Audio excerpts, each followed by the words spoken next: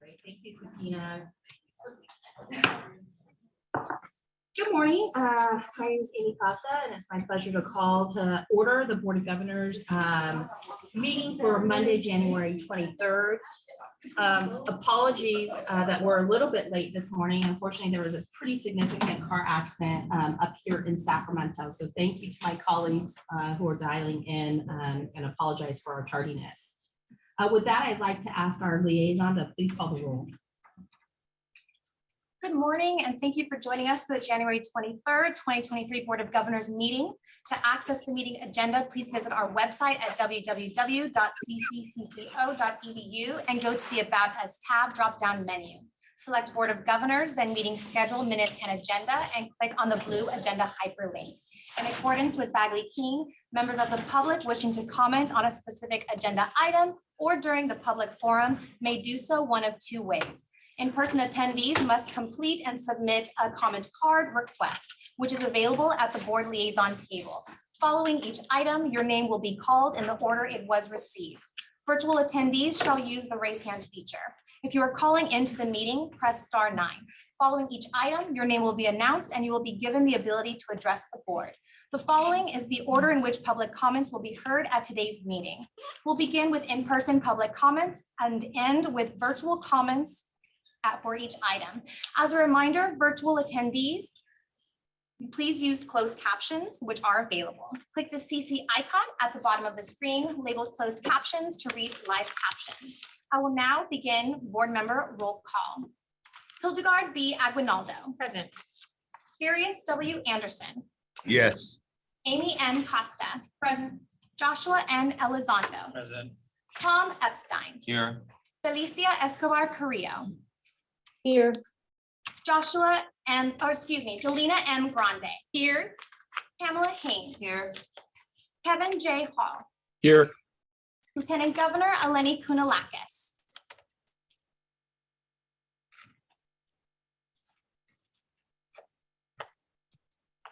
I do see that she is online.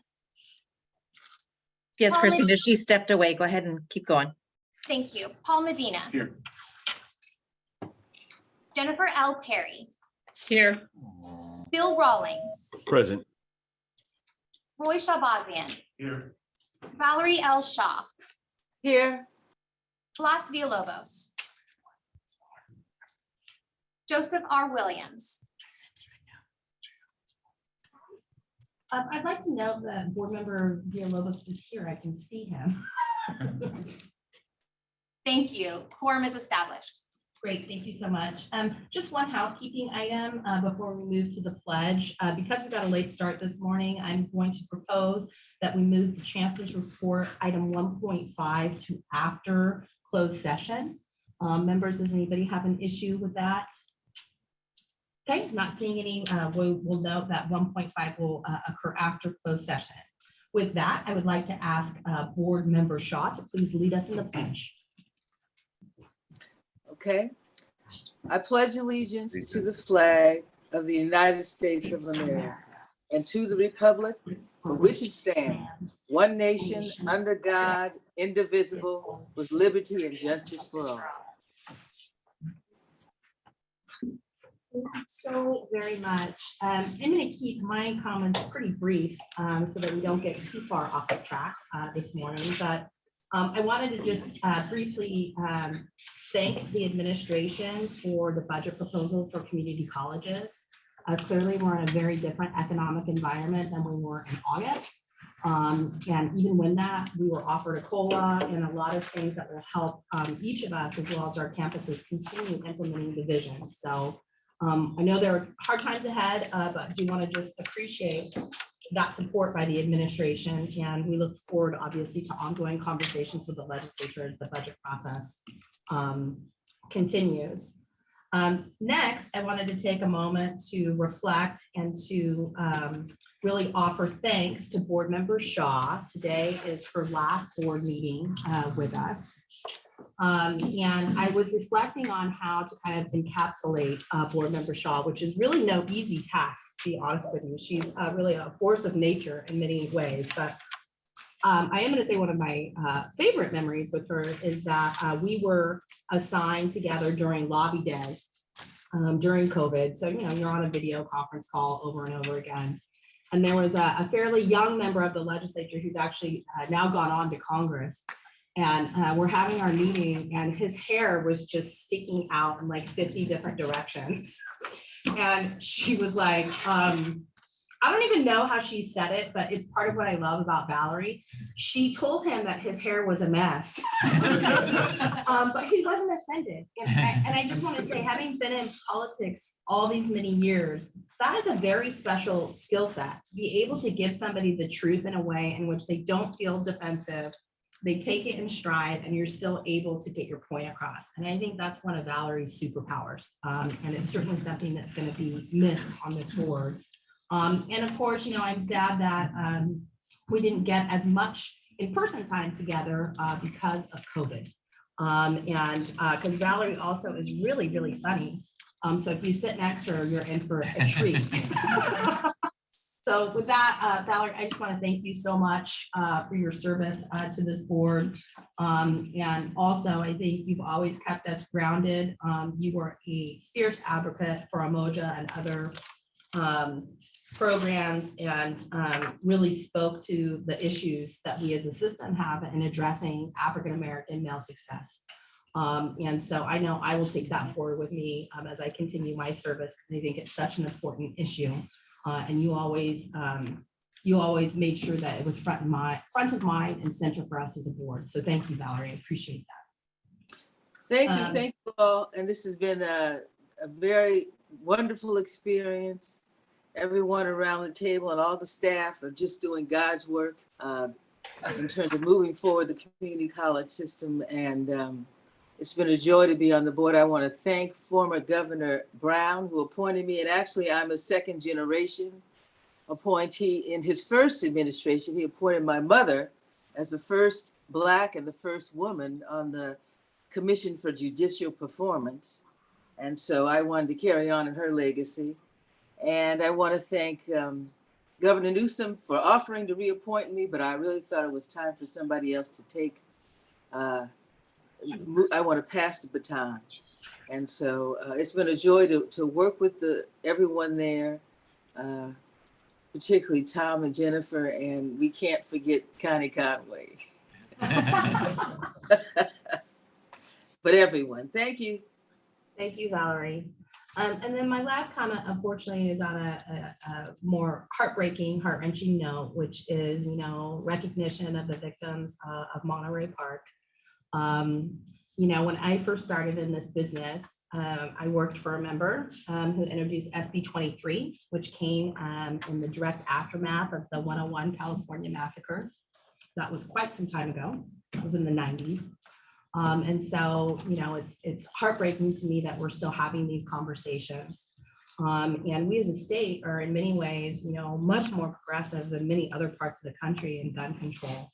And yet, you know, we're still having these tragedies. And so my hope is that the policymakers will continue to move that ball forward because we so clearly have an issue as a country. To me, it was just heartbreaking to hear that this community was worried that this act of violence was predicated on racial hate that happened during what should be a joyous and celebratory occasion. And that was really ripped away from that community. And so, you know, I'm definitely of the mindset that, yes, I send my thoughts and my prayers, but I also want action. And so I'm really hoping that, you know, with this new legislative session, maybe somebody will have some other creative policy ideas to address this endemic of gun violence that we have in this country and that California itself is not immune from.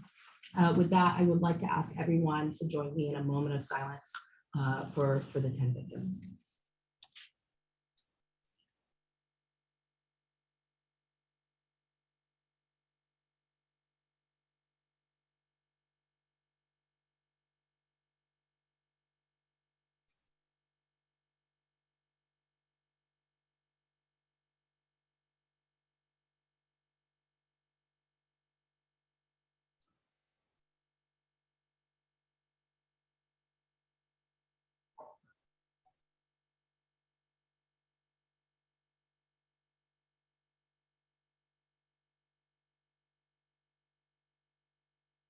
Thank you. Our thoughts are with that community today. With that, we're going to adjourn into closed session. We have that at about 30 minutes or so for members of the public. Thank you. President Cost, if I may, for the record, the Lieutenant Governor is with us now. Great, thank you very much. So noted.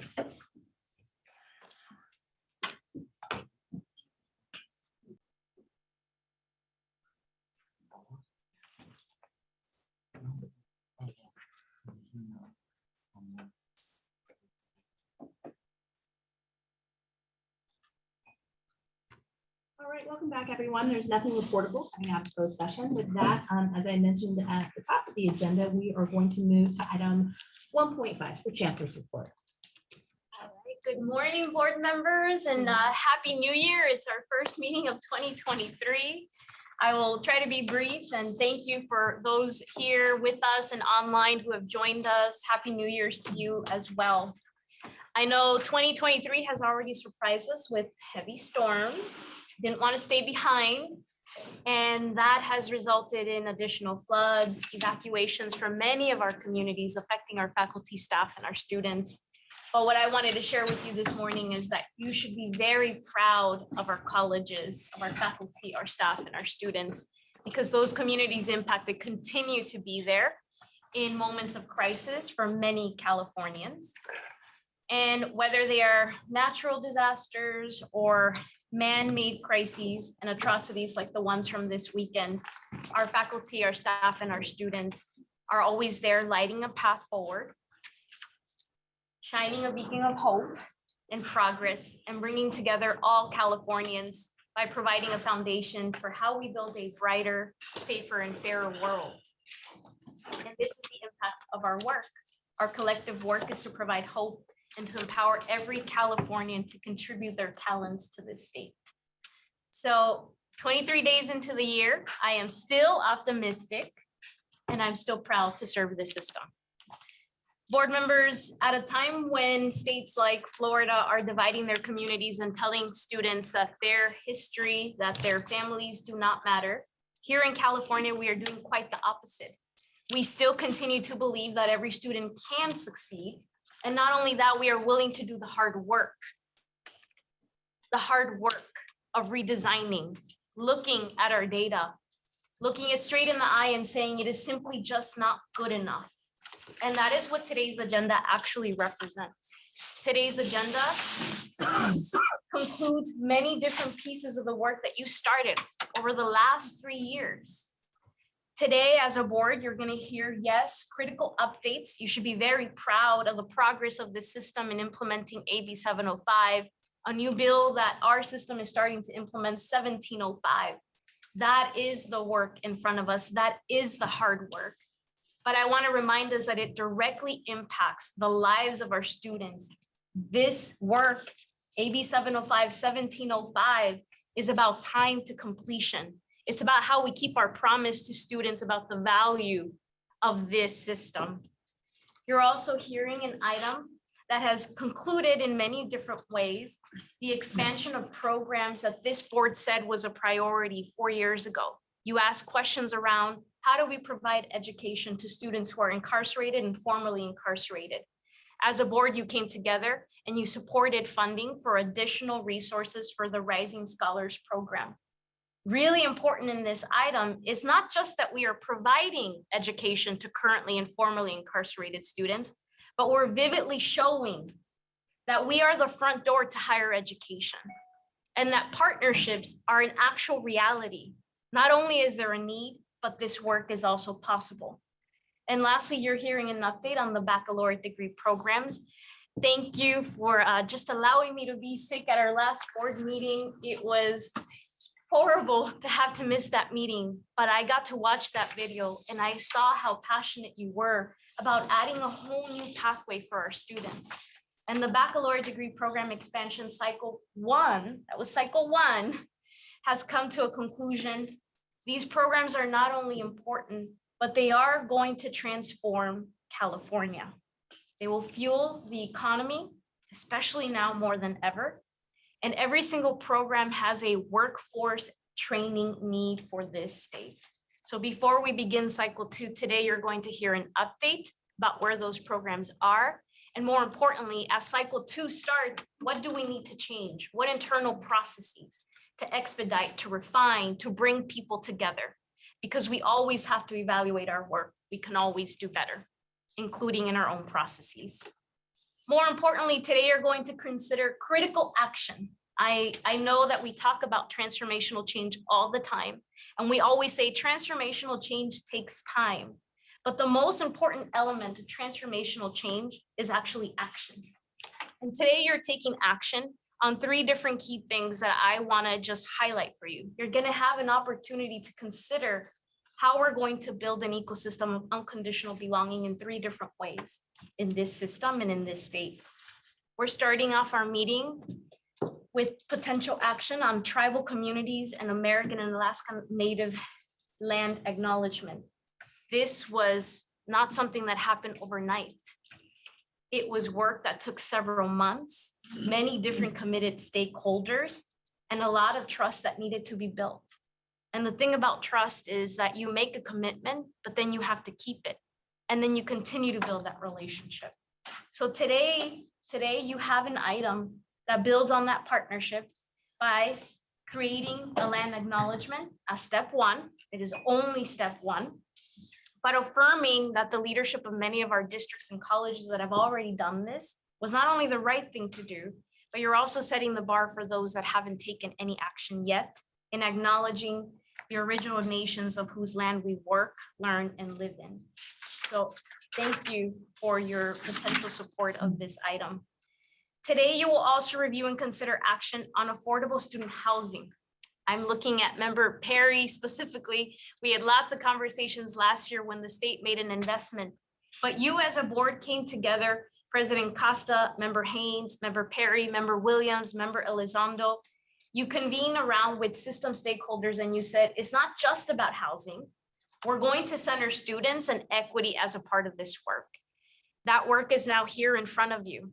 Key recommendations that were rapidly put together as quickly as we could for how we transform this system from 12 colleges that offer housing to how we expanded to 116 colleges in a way where our students can continue to be at the center, which means centering affordability and equity as a part of this work. And then lastly, I want to just mention that today you also have in item 4.6, an opportunity to bring the system together, to engage their communities and to ask, yes, our colleges and our system to do more. It is a resolution to ask our colleges to be transparent about new resources and to be accessible to every single Californian. I want to thank Member Medina for proposing this resolution as well as for working with us as we made progress on this. So we look forward to providing you an update and presenting that item. As a whole, though, this agenda is really about that internal transformation that we have been leading as a part of this system. And so I'm grateful for your leadership today and into the future. As I said, Happy New Year. And similar to what President Costa shared, very grateful to Governor Newsom for continuing to center community colleges, for prioritizing us in the state budget. We all know that there is a deficit.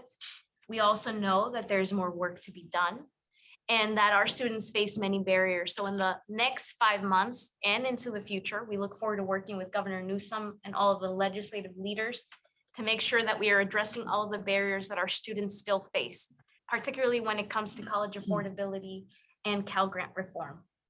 With that, I know I'll have more to say. President Costa, I'm going to hand it back to you, and I'll have more to say when we get to member reports and recognitions about Member Shaw. Great. Thank you. Thank you so much. Next, we have our consent calendar. I'm going to see if there is any public comment on item 3.1, which is our November board meeting minutes.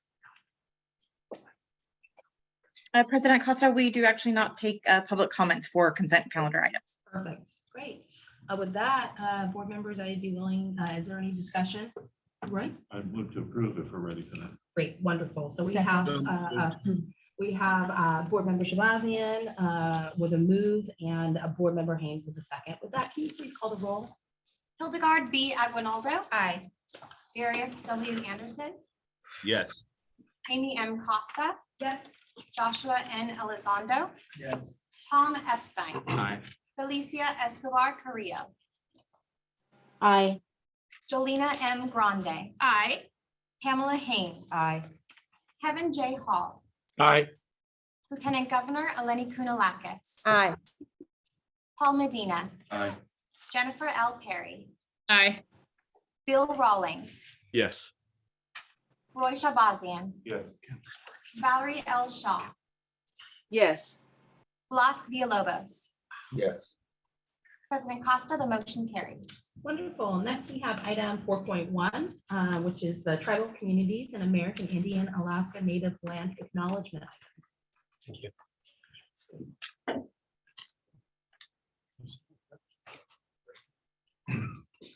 Musical chairs.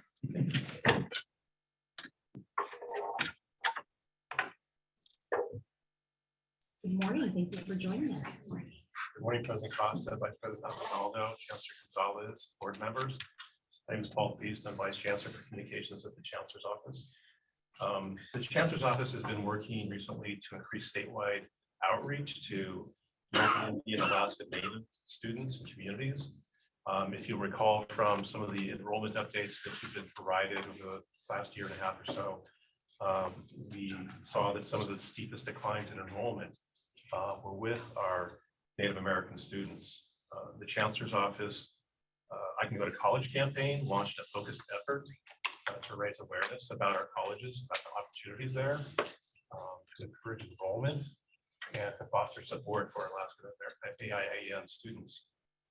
Some of these activities include outreach efforts such as financial aid workshops that are tailored toward Native American students and their influencers.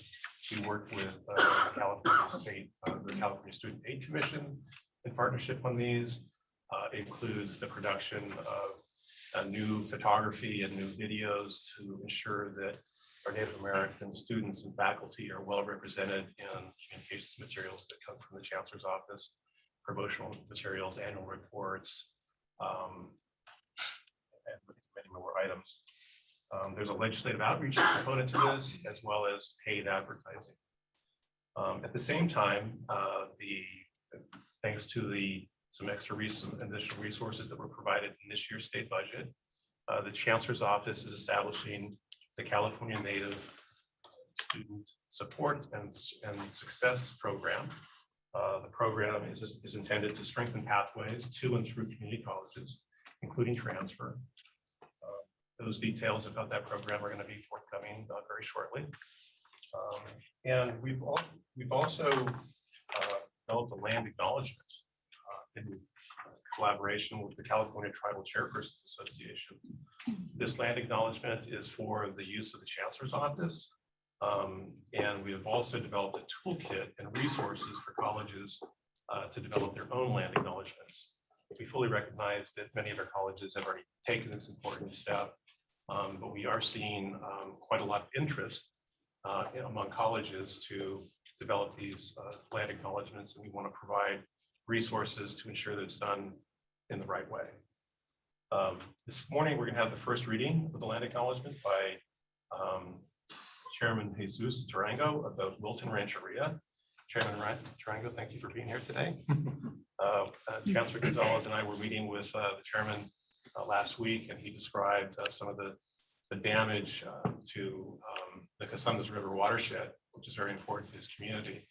And he's leading some recovery efforts and very busy, so we're very grateful you can take time today. We're also joined today by Dr. Jolie Proudfit and Nicole Myers-Lim of Nakayama Communications, which joined the I Can Go to College campaign in 2021 to help us do this outreach. It's important work. I also want to take a few moments to recognize some staff and faculty members who have been working with us for quite some time and have been very instrumental in this effort. Carol Vasquez is a member of the California Northern Obispeno Chumash and has worked at San Jose City College for over 30 years. Elena Dutra is an enrolled member of the Rosebud Sioux tribe and has worked at San Jose City College for over 15 years. Jesus Valle is Yaqui, Carrizo, Izeta, Apache, and has taught for 26 years in the California community colleges. and he helped found the American River Native American Resources Center back in 2004. So we really want to thank them for their insights, their guidance. And with that, I'd like to turn it over to Chairman Tarango for a few comments and for the reading of the land acknowledgement. Thank you. Magician Tuka, Oyasset, Jesus Tarango, Chairman of Vote Rancheria. And it truly is an honor to be here. I've been a part of quite a few of these land acknowledgements in my time. And for me, I just want to say that these aren't really for me or my people. It's to educate those who are coming to learn and who occupy the land that the first inhabitants once had. It's a starting point. And so for me, I definitely think they're necessary. It's the first step. I had the honor and pleasure to work with President Bush at Consumers River College. And I can't say enough good things about him. And when you talk about building relationships, not partnerships, it's a relationship with the local people. It's a beautiful thing. It took us almost about 1.5 to 2 years to do this. And in that, you get to learn about one another. And I think that's the most beautiful thing, is that you have to learn about the people, but you have to know about them first, right? And so again, these land acknowledgements, I've been a part of a few. This one here today that I'm going to read, I think is a beautiful, beautiful starting point. And I think, as was said, it's definitely, you definitely want to have to reach out to your local tribes, though. This is beautiful for California, but you can make it a little bit more personal by having that touch with those people in those areas. California is a beautiful place. I believe that we're probably one of the most diverse when it comes to our tribal nations. There's over 110 federally recognized tribes, but we have up to 200 tribes that once flourished here and still are here. And so you want to tie it to them, because again, I think when you talk about what is your home, where you come from, it's special to say, this is where I come from and this is who we are. And my people have been here since the beginning. We have our creation stories. So again, for me and my tribe, it was an honor to do that partnership with CRC, because again, it gives my people, we are a landless tribe, Wilton Rancheria. We're about 10 miles southeast of here. We are a landless tribe. We were terminated in 1959, and we got a re-recognition back in 2009. And so for 50 years, we had a lot of our members and citizens homeless, basically. This land acknowledgement gives our people, my people, an opportunity to say that this is where our people come from. And you have an opportunity to do that in 116 other places as well. And so for me, as my mom would say, I get a little long-winded, so I don't want to speak too much. But again, it is an honor, and I do believe in these. So I'm going to go ahead and read this now, please.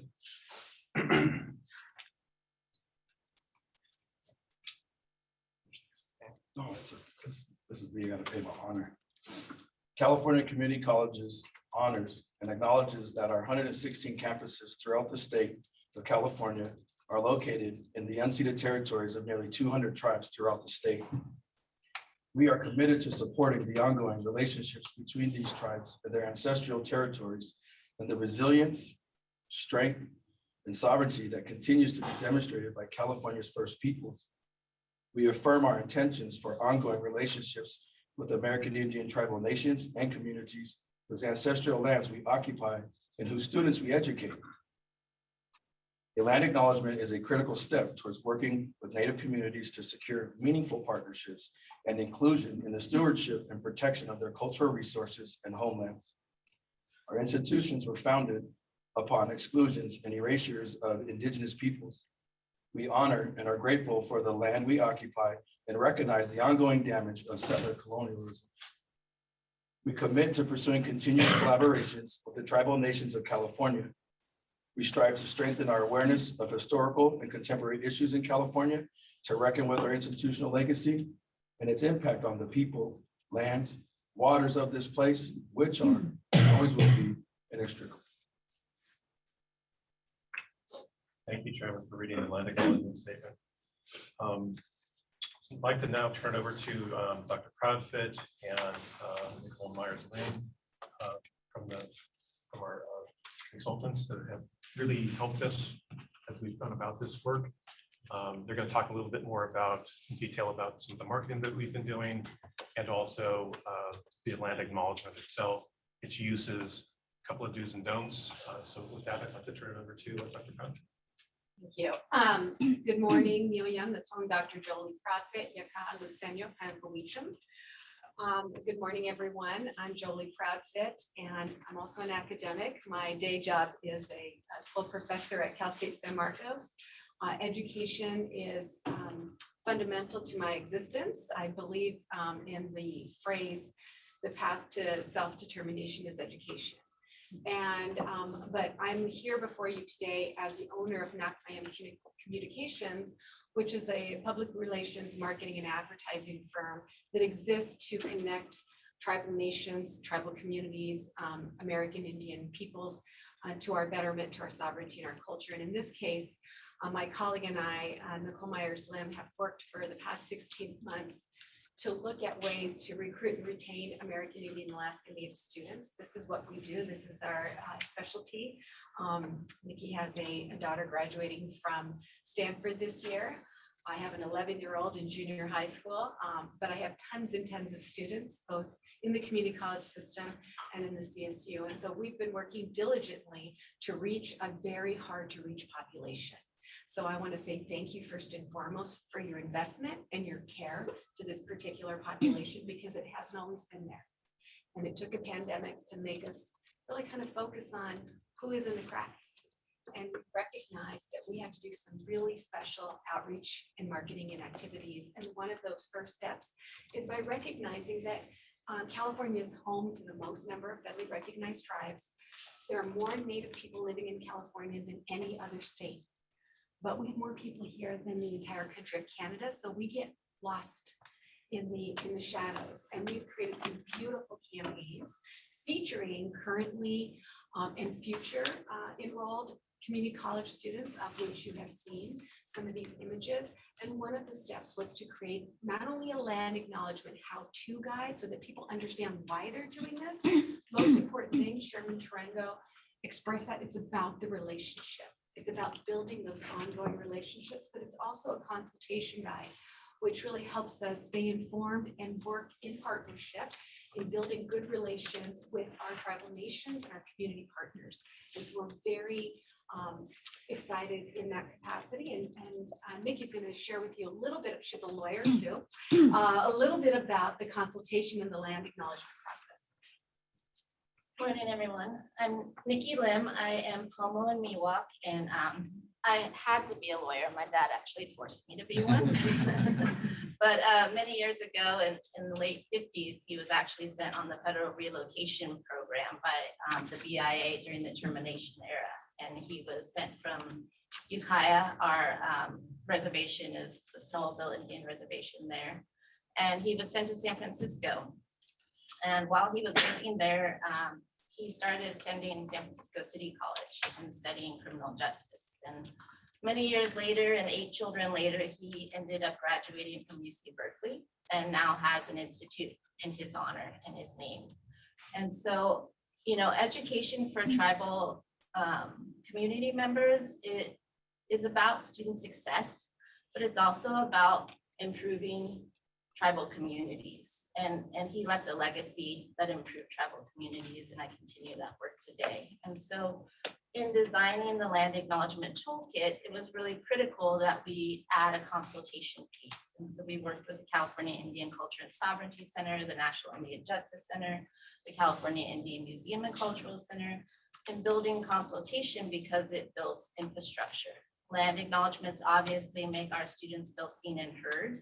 It makes our campuses more welcoming, but it's also about building trust with tribal communities so that we send our children to schools. And there's a lot of work to be done in that region. So we really worked on building infrastructure in the consultation guide so that we can provide resources that will facilitate the building of those relationships. We want those relationships to outlast us. Right? We want them to be there when we move on. And so we worked with a lot of different tribal communities and getting input as to how consultation can occur. The land acknowledgement, we understand that many of the community colleges have put in the work, and it's really not intended to replace existing land acknowledgements that have been in consultation with tribal communities.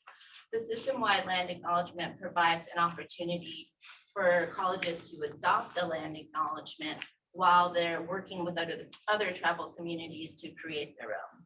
So there's a lot of resources in there. It's a opportunity for tribes to have input into various aspects of campus activities, curriculum. It's really about building the relationship with the tribes who are in the region of our campuses. And so we really feel that it provides a lot of different opportunities to facilitate that. And I would say lastly, we have created a number of really wonderful marketing and outreach materials. And one that you'll see very soon is a statewide map that features the 116 community colleges campus overlaid with the 109 federally recognized tribes. So you will be able to see where your campus is, or a campus important to you, and the tribes that are in the area, and vice versa. So it's always good to know who your neighbors are, right? So we really, this is the first time opportunity.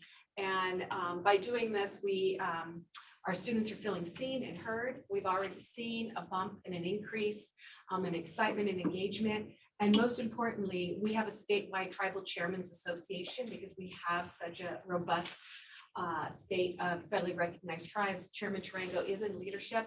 So the statewide chairman's association approved and helped co-write this statement that was read today. And this is the first time the statement was officially read. So we felt it was important to be read by a tribal leader from the land of which this building sits on. So thank you again, Chairman Tarango, for being here. And yeah, if you have any questions for us, but I can't say how elated we are for this effort to happen. Again, it came out of COVID. Our numbers have been dropping, but because of this effort, we think that we're going to create some of the best and brightest students coming out of our California community college system. Thank you. Thank you to all our presenters, and especially thank you. And there is a resolution for the board's consideration. Great. With that, I'll turn it over to my board members. I see Board Member Haynes has her hand raised. So I'm just so delighted that you're here. And Chairman, I do remember, because I was at Casumnas the morning where you and your mother and members of your tribe were on the campus, and it was profound. That I could tell that relationship was on the right track, and I really appreciate. What I would say is that Casumnas is one of 4, but on every one of our campuses, there is an Indigenous program. And so I'm hoping that we can go through all of those and build those relations across all 4 of our campuses. For Los Rios, which is just one of many campuses, I've begun to recognize just relative to numbers, we're in the top 20, and we need to do more about making certain that collaboration and that partnership is really, really strong. And I just want to make 2 other observations. The governor did have about $30 million, I think, in the budget relative to creating the California Student Support Program. And hopefully we will find that on our campuses across the state.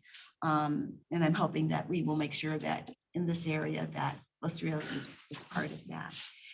And then finally, what I found extremely important in that resolution was that you did not back down, because you said unceded territory. That is, for me, the cornerstone of recognition of that the land really is in stewardship. We're here, but you are here too, because you have been the stewards, sort of crying in the wind about about the land. And so I really appreciated those 2 words. Madam Chair, when it comes time to move this, I would like to move this particular. Absolutely. With that, any other board member comments, questions? Yes, Chairman, please. I just wanted to, Dr. Bush, I wouldn't be myself if I don't give him his praise. And one of his things is acknowledgement without atonement. He's nothing. I've heard him say that many, many times over the last few years, and last November, that's part of that atonement. And to me, that's some of that work in asking us to come, not telling us to come, asking us to come. If we wanted to dance, if we wanted to share our culture. And for us, it was an honor to do that. But I also know in the future, there's other things that are coming along with that. And so again, I think that's what's important to me as a tribal leader. As I said before, these things are important. Sometimes maybe somebody will look at this as I'm checking a box off, but to us, it means something. When the people behind it, also on the other side, it means just as much to them, because I think they know what the purpose is. And Dr. Bush is an amazing individual. But I wanted just to say, I appreciate that. And I thank you for that, because those colleges that you do have, those are all the territories of the Miwok and Nisenan people. So even our members, we share spaces, but we also share those. And again, Cosumnes was, so they say, my great uncle, Bill Franklin, helped name it because Cosumnes, Kosome is a word of our language, and Umne is the land of, home of, place of, and Kosome is salmon. So when you put them together, it means the home of the salmon. And so for us, we're a river people. And so it's even more meaningful to us to have a college name in honor of our people and our ways. Again, I was just talking earlier to Dr. Proudfoot about what does home field advantage mean to a sports team, right? And it's funny because that's how my mind thinks. And while I was at the game yesterday, what does that mean? It means the same to our people, because you defend it, you will protect it. And everybody that's there has a purpose. And in our communities, we all have a purpose. We all didn't sit at tables like this. Some of us were gatherers, some of us were hunters, some of us were teachers. We all had a purpose just like they do. And so again, giving my people a place to call home is a beautiful thing. And when I say that, I mean all of California, not just this region, all of California. So thank you for your words. Thank you. Board Member Perry. Thank you, everyone involved in this. It's a deeply moving and restorative moment. So I think this is so important. And thank you, Member Haynes, for that evocative phrase, crying in the wind. I hope that we will wipe away some of those tears with this recognition. And again, I think this is really an important moment for all of us. And just from a more practical standpoint, I wanted to see if we might at some juncture get a baseline of how many of our colleges have the acknowledgement statement. Not only, I think it's important because I'd like to know, and then I know that part of the resolution is coming back into the year and measuring some of our progress on this. So I think that would be really helpful from both of those standpoints.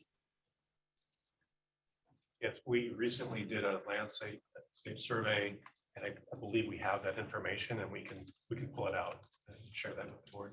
And I would add, most importantly, some institutions and organizations have created land acknowledgements in a silo. And so we want to encourage them to work with the people of the land to make sure that because this is an opportunity, right, to connect to people that you normally wouldn't know how to reach. So it's a real opportunity to come together and say, does this look okay?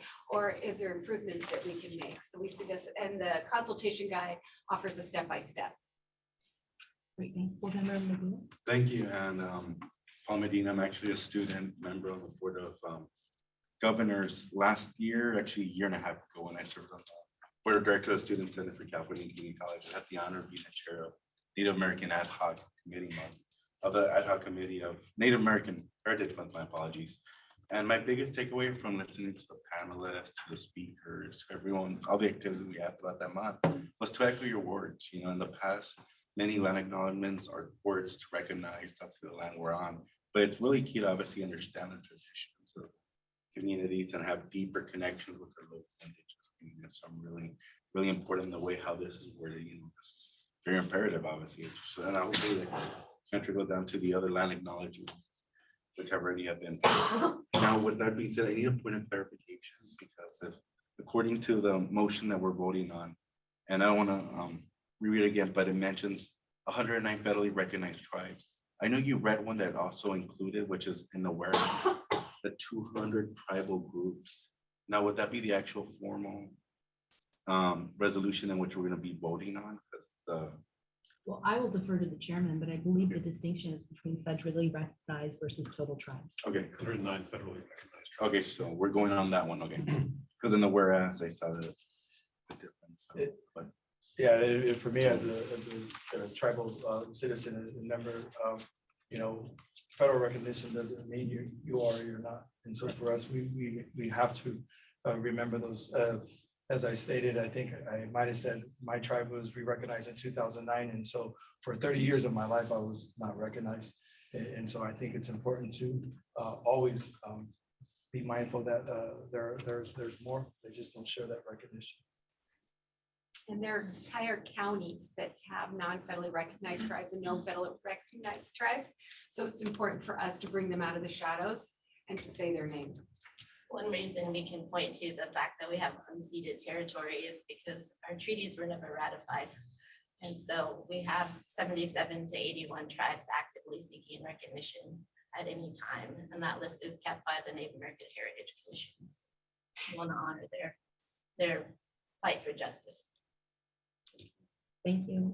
I'll just say I was thrilled to see this item. I just participated in my first land acknowledgement on my kids' high school. And it was the high school students that brought it forward when we were doing a tree planting. But I do want to echo the chairman's comments, which is this is just a first step.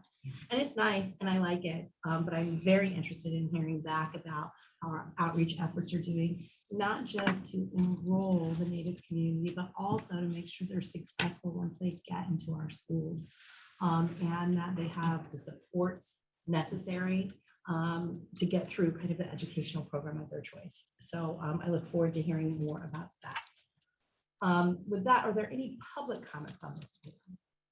The public comment period for item 4.1 is now open. We will start with public remarks in Sacramento, then move on to virtual comments. For virtual attendees, please utilize the raise hand feature. If you are calling in, press *9. You'll have exactly 2 minutes. There are no public comments in Sacramento, so I will hand it over to Gary for any hands raised. We do have a few hands raised. We'll start with Evan Hawkins. You should have control of your mic and can address the board.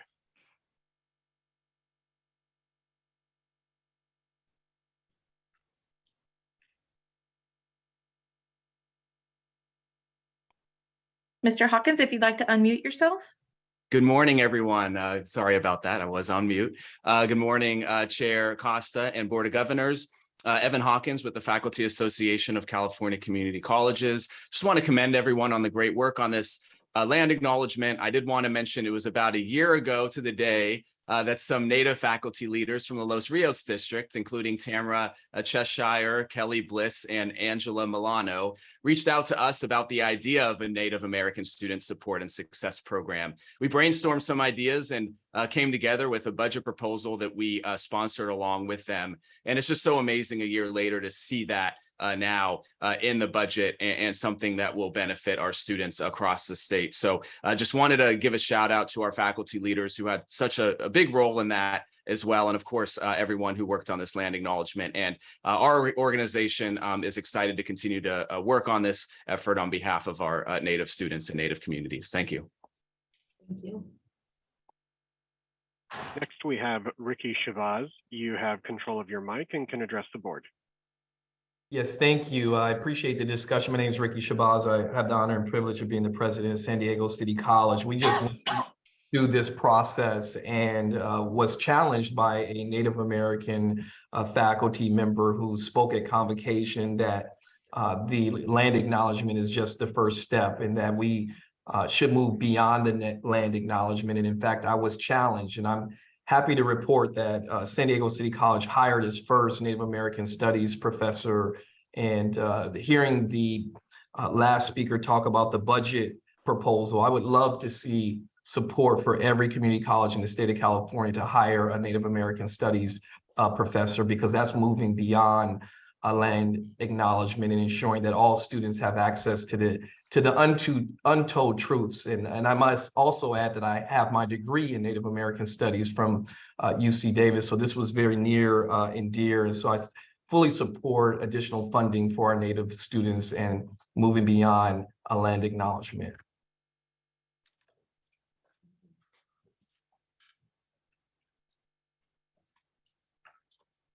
President Costa, there are no other hands raised.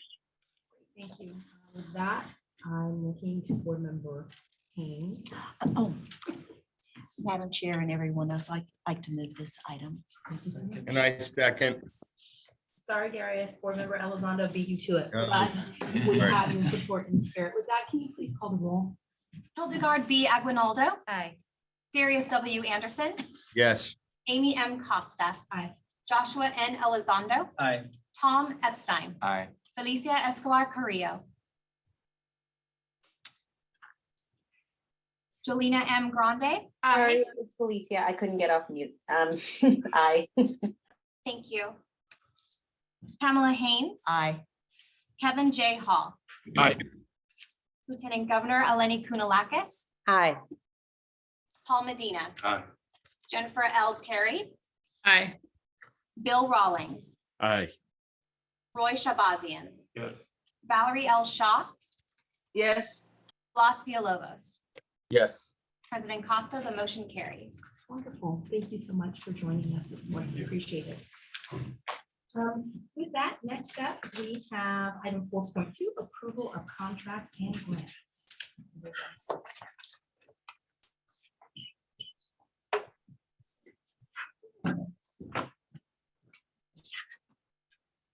Morning, members.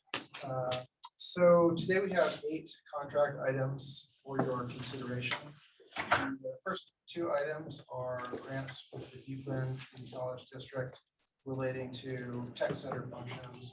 One grant would address admissions and onboarding coordination, and the other would support the data lake that the tech center operates on behalf of the Chancellor's Office.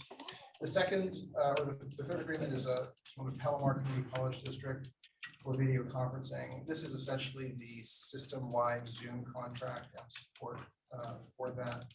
Obviously, that's very important to all of us following our experience in the pandemic. There's also a contract with the Kern Community College District to support Program Mapper. And this contract will be designed to align with an item in the Budget Act, which provides $25 million for Program Mapper to go system-wide and to align with the other segments. And this is a program that's designed to help students align their coursework through a program pathway. There's also an agreement with Rancho Santiago Community College District. You recall that Rancho Santiago is the master fiscal agent for the Chancellor's Office. This has been really quite a success in our view, and has been very helpful to our finance and budget office in coordinating and tracking expenditures of categorical funds. In working with Rancho Santiago over the last year, we've come to understand that the work is more in-depth and requires a lot more coordination with the Chancellor's Office, and the CFFP unit has determined this is an appropriate amendment to the contract to compensate Rancho Santiago for their good work. Another grant with Foothill De Anza to support the CVC course exchange. And then there are a series of grants from the Workforce and Economic Development Division to support regional centers, matching programs to workforce needs. And then there's the Equity and Recovery Partnership grants that are focused on workers who were disproportionately impacted by COVID. That's a high-level summary of these grants. Are there any questions about them? Any comments, questions? Board Member Epstein. Yeah, hi. I have several questions, and I don't know if I should throw them all out there at once, but I just want to comment that I think the idea that we're consolidating some of these IT systems is great. I still think there's quite a few different players involved, and it would be nice to even become more consolidated over time so that we're not duplicating all this administrative effort. The other question I had, just more broadly, is that on cybersecurity, as we all know, there's been a lot of problems, and I couldn't tell if there's anything in these contracts that that really directly focus attention on cybersecurity. I don't believe that these contracts in particular are focused on cybersecurity, although that is an issue that's front of mind for Vice Chancellor Lindsay Wagner, if she's here. She may be able to better respond to what we have coming on cybersecurity. Greg, you want to address on that? Yes, so for this, for the current, for the upcoming fiscal year, the funding associated with cybersecurity, well, really the activity around that is really developing what is called a system-wide operating, system-wide security center, a SOC. Anyhow, we're piloting that right now, what it would look like for a number of the colleges and districts. And so really the funding for that is sort of addressed already. What's going forward next year is likely to be sort of, let's see how that works, the extent to which districts and colleges actively participate in it, the extent to which it's effective. We identify vendors that are appropriate given the local contracts many of the districts may already have in place, so that really there is more attention to that. Right now, a little bit of cybersecurity is connected to the data warehouse. If we have information from CCC Applied and we have a data warehouse, we should be able to feed that information back to districts. Right now, we're also piloting sort of an automated way to do that. Right now, as many of you may recall, last year, there's a lot of concern about fraud reporting that was monthly. This would allow us to do it automatically. And so I think it's the first or the second item that you have. The work that's in there includes this attention to automating the work, which should in turn be a lesser burden on colleges and districts. That's only one sort of piece of the cybersecurity work, but that is what's included right now. Yeah, I think that's great, but obviously this is a matter of some urgency, and I really hope there is as quickly as possible to fill whatever gaps exist, because a lot of that to be in that space.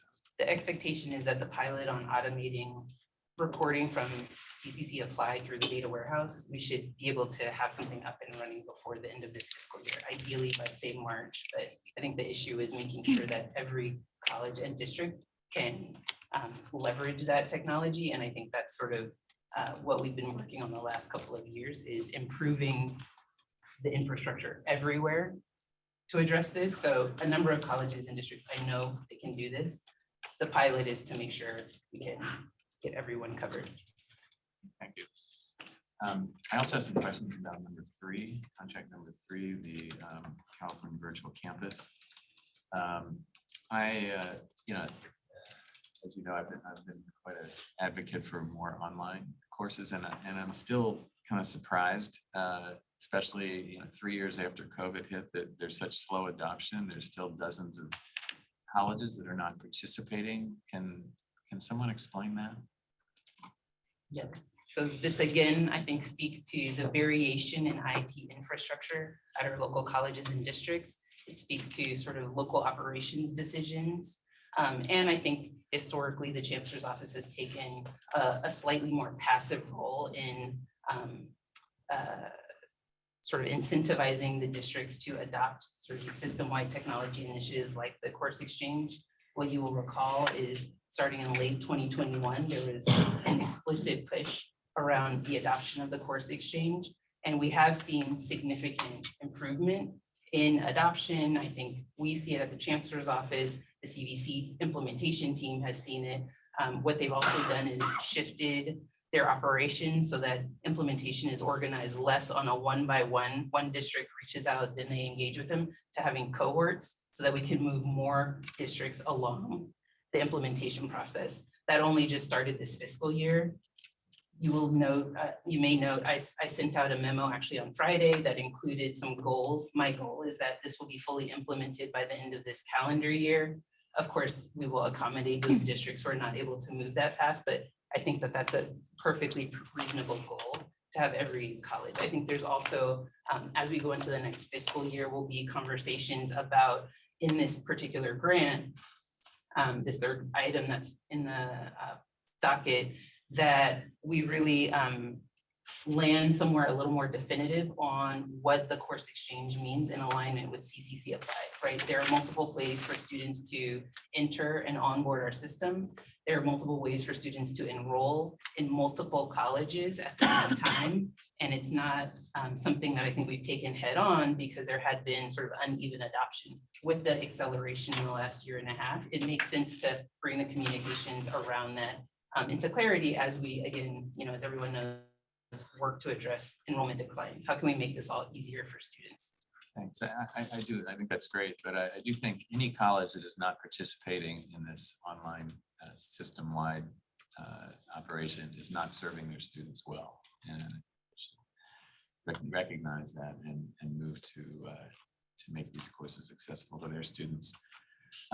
Finally, there's Foothill does the CVC program, and Palomar organizes the online teaching conference. Is there coordination between them? Because there's obviously some overlap, and what the best practices are in doing this online teaching is, and how does that work? So both grantees obviously are aware of each other and they engage. I'm not sure that formal structures had previously been set up. Part of shifting things right now. So previously Palomar has been a sub-grantee of the tech center at Butte. Organizing the grants this way sort of facilitates more of a direct. I don't think that the Butte Community College District by any means was preventing anything, but it just added another layer of sort of administration.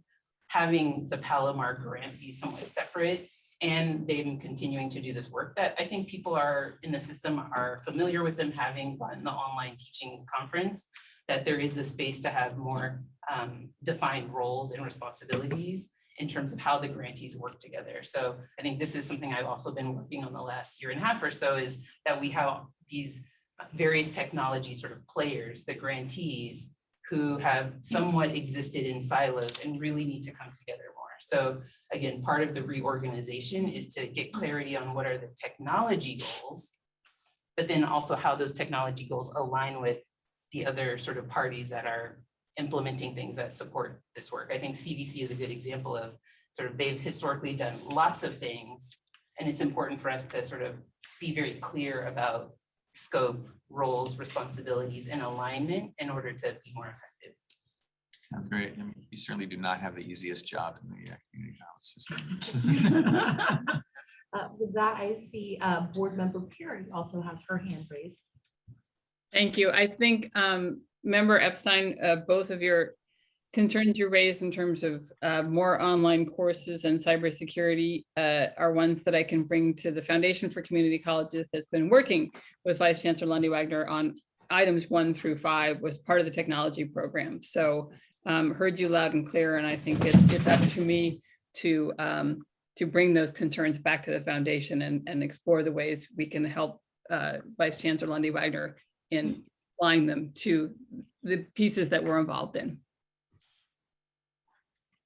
Thank you. There's an old saying that if you want something done, ask a busy person. And so, Vice Chancellor Lundy, it makes me think maybe we should have an item at one of our next board meetings, maybe after the pilot is completed, where you can give us kind of an update, because it certainly seems like you have multiple work streams happening. I think we would just like to hear more about it, because it sounds like you are really on a quick clip, which we like, but it'd be nice to hear a little bit more about that work. I think towards that, to the extent that that involves security issues.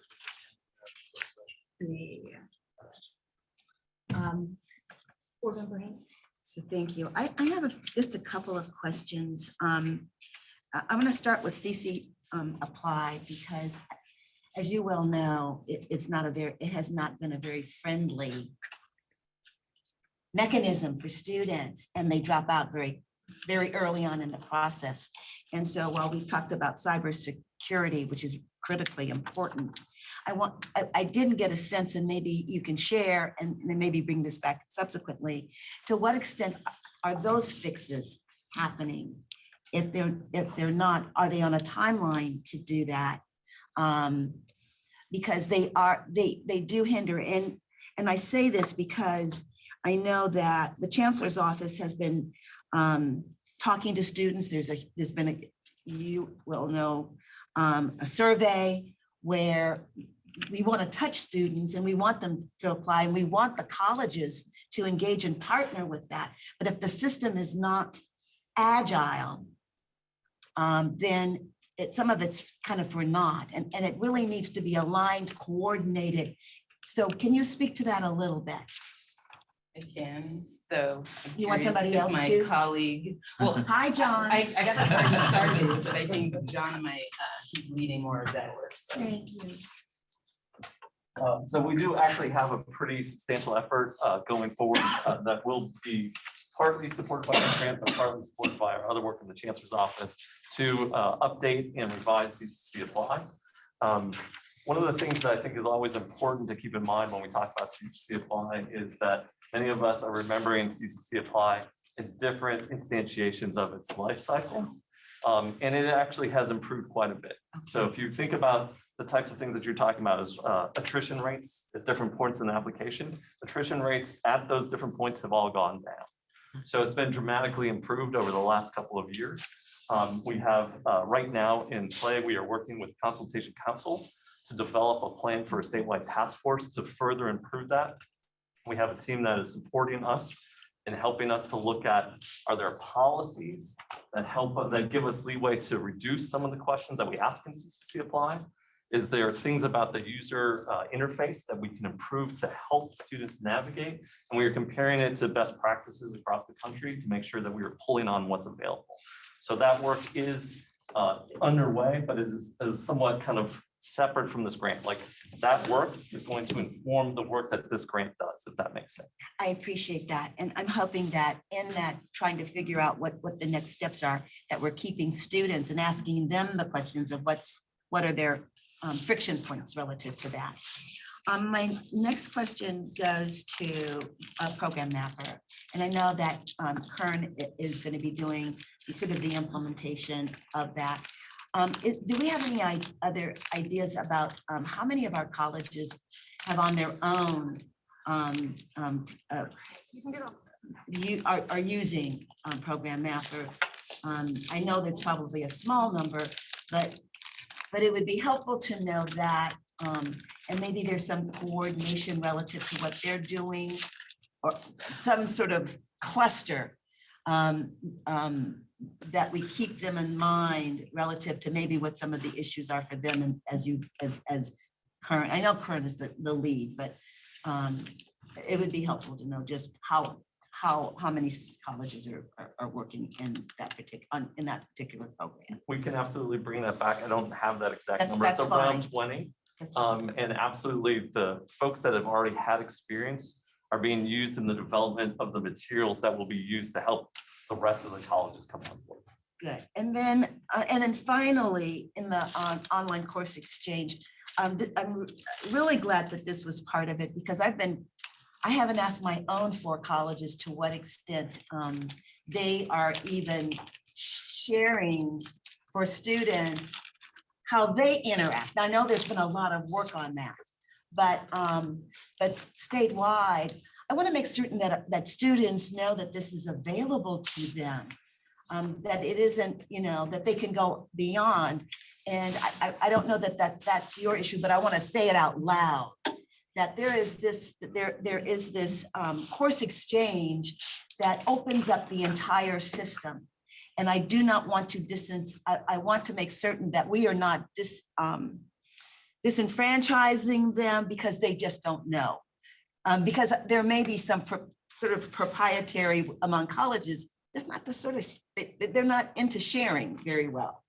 So, I mean, I think this is a concern that the CDC team has brought to the Chancellor's office. And I think part of my initial sort of, well, if we're doing this, let's do it. Everyone needs to do it. I think we have to remember, I think when I try to put the students first, I'm thinking, if I'm a student, I learn about this thing, I go to sign up, I find a class, and my college, my home college, isn't part of the consortium, isn't part of the, then I actually am hindered, right? I like get my hopes up. You know, I think part of what the CDC team has been working on, especially the last year and a half, is more automated processes with local like sort of enrollment systems around financial aid, right? So if I have 6 units at college A and 6 units at college B, I am, in the eyes of the federal government, a full-time student. In the eyes of our system, in an individual college, I am not full-time. And so therefore I need to jump through some hoops around financial aid. So I think part of the hesitation, it's true, there are students who probably could benefit that have not yet been able to because of the communication, but I do think it's important that we get some of those operational issues squared away so that in most cases, when most students are going to engage with the course exchange, that they do so with relatively few barriers. I think we're at a point where we're seeing that shift in terms of their implementation progress. But again, this gets to the diversity in IT infrastructure at all of the colleges and districts. There are also some issues with like in-district residency, et cetera, that I think are perceived challenges both within our system for those colleges and districts that send a fair number of students to some of our four-year partners, public four-year partners.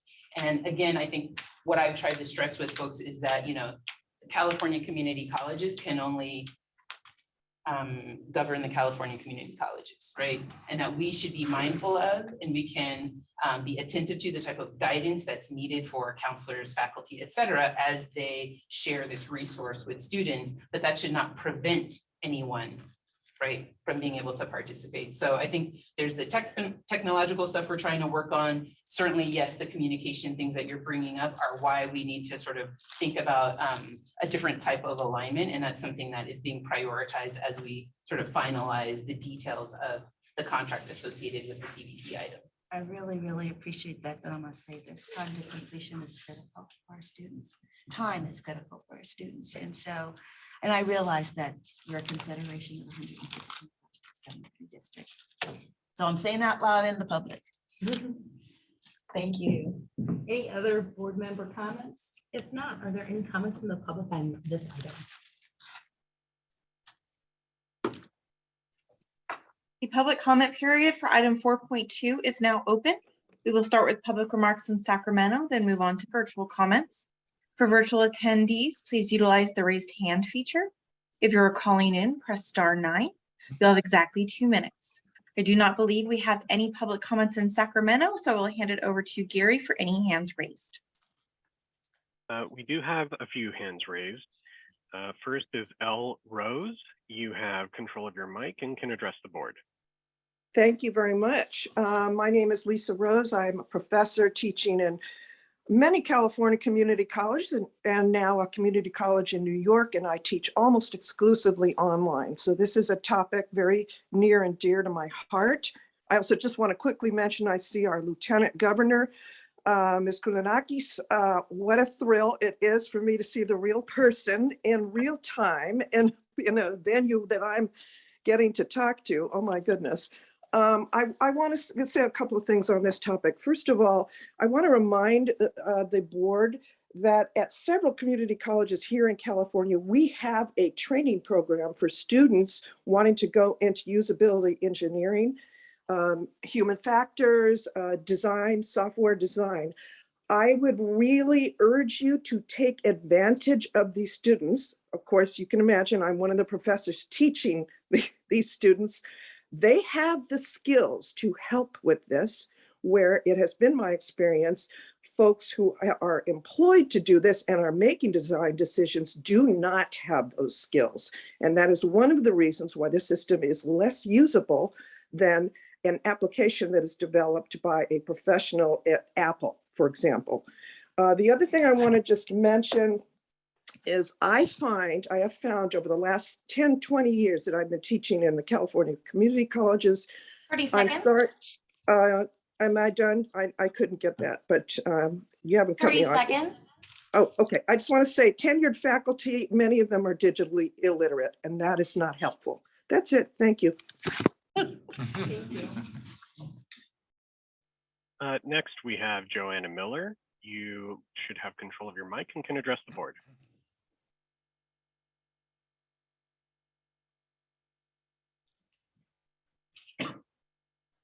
Joanna Miller, you should be able to unmute.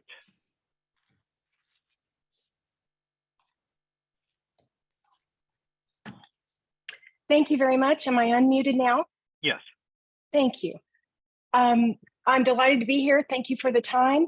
My comment is about item number 3, and also goes to the last statement the speaker before me just made, and that is the importance of professional development in our community college faculty. My name is Joanna Miller. I'm a former faculty of 15 years in our district, and I currently work as the Dean of Distance Education at the California Community College, Contra Costa Community College District in the East Bay. And also I serve as the CCC DE Coordinators Organization President. And that's on whose behalf I speak today. We know that CDC contract has been amended or will be amended by your board today, and does not include, well, includes the emphasis on the CDC exchange, which we know is so important. Our district has adopted. So believe in this incredible mission to help our students get more quickly through the system and onto university. But it appears that the contract no longer includes professional development. So I'm here today to talk about, very briefly, of course, the importance of professional development at the state level. 30 seconds. At One has provided this in the past, and all of our districts, our large ones like my district, have used this to base our own professional development courses on. And for the smaller districts, it's critical because they can't afford to develop their own. So I just ask you to consider that as you go forward. And I know that there's going to be some other contract that will come forward and include professional development. And we just urge you to please consider this. Thank you very much for all the work that you do, as well as all the work that CDC has done. Thank you. And President Costa, there are no more hands raised. Great, thank you. With that, I would be willing to take a motion. I'll move approval of the item. Great. Board Member Grande with a motion. Second. The Villalobos with the second. Can you call the roll, please? Hildegard V. Aguinaldo. Aye. Darius W. Anderson. Yes. Amy M. Costa. Yes. Joshua N. Elizondo. Aye. Tom Epstein. Aye. Felicia Escobar Carrillo. Aye. Jolina M. Grande. Aye. Pamela Haynes. Aye. Kevin J. Hall. Aye. Lieutenant Governor Eleni Kounalakis. Aye. Paul Medina. Aye. Jennifer L. Perry. Aye. Bill Rawlings. Aye. Roy Shabazian. Valerie L. Shaw. Yes. Blas Villalobos. Aye. President Costa, the motion carries. Great. I'm going to speed through item 4.3. This is our proposed Board of Governors meeting dates for 2024. Board members, do any of you have any comments, questions, concerns? Wonderful. Are there any public comments?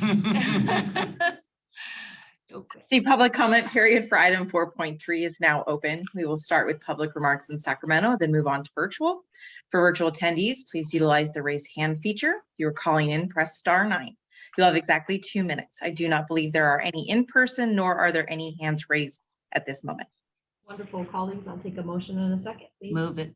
All right, Haynes with right off the bat. Thank you. I have a second. I'll second it. All right, Grande with the second. With that, can you please call the roll? Hildegard B. Aguinaldo. Aye. Darius W. Anderson. Yes. Amy M. Costa. Aye. Joshua N. Elizondo. Aye. Tom Epstein. Aye. Felicia Escobar Carrillo. Aye. Jolina M. Grande. Aye. Pamela Haynes. Aye. Kevin J. Hall. Aye. Lieutenant Governor Eleni Kounalakis. Aye. Paul Medina, Aye. Jennifer L. Perry, Aye. Bill Rawlings, Aye. Roy Shabazian, Yes. Valerie L. Shaw, Yes. Blas Villalobos. Aye. President Costa, the motion carries. Great. Next up, we have item 4.4, 50% law exemption request and compliance update.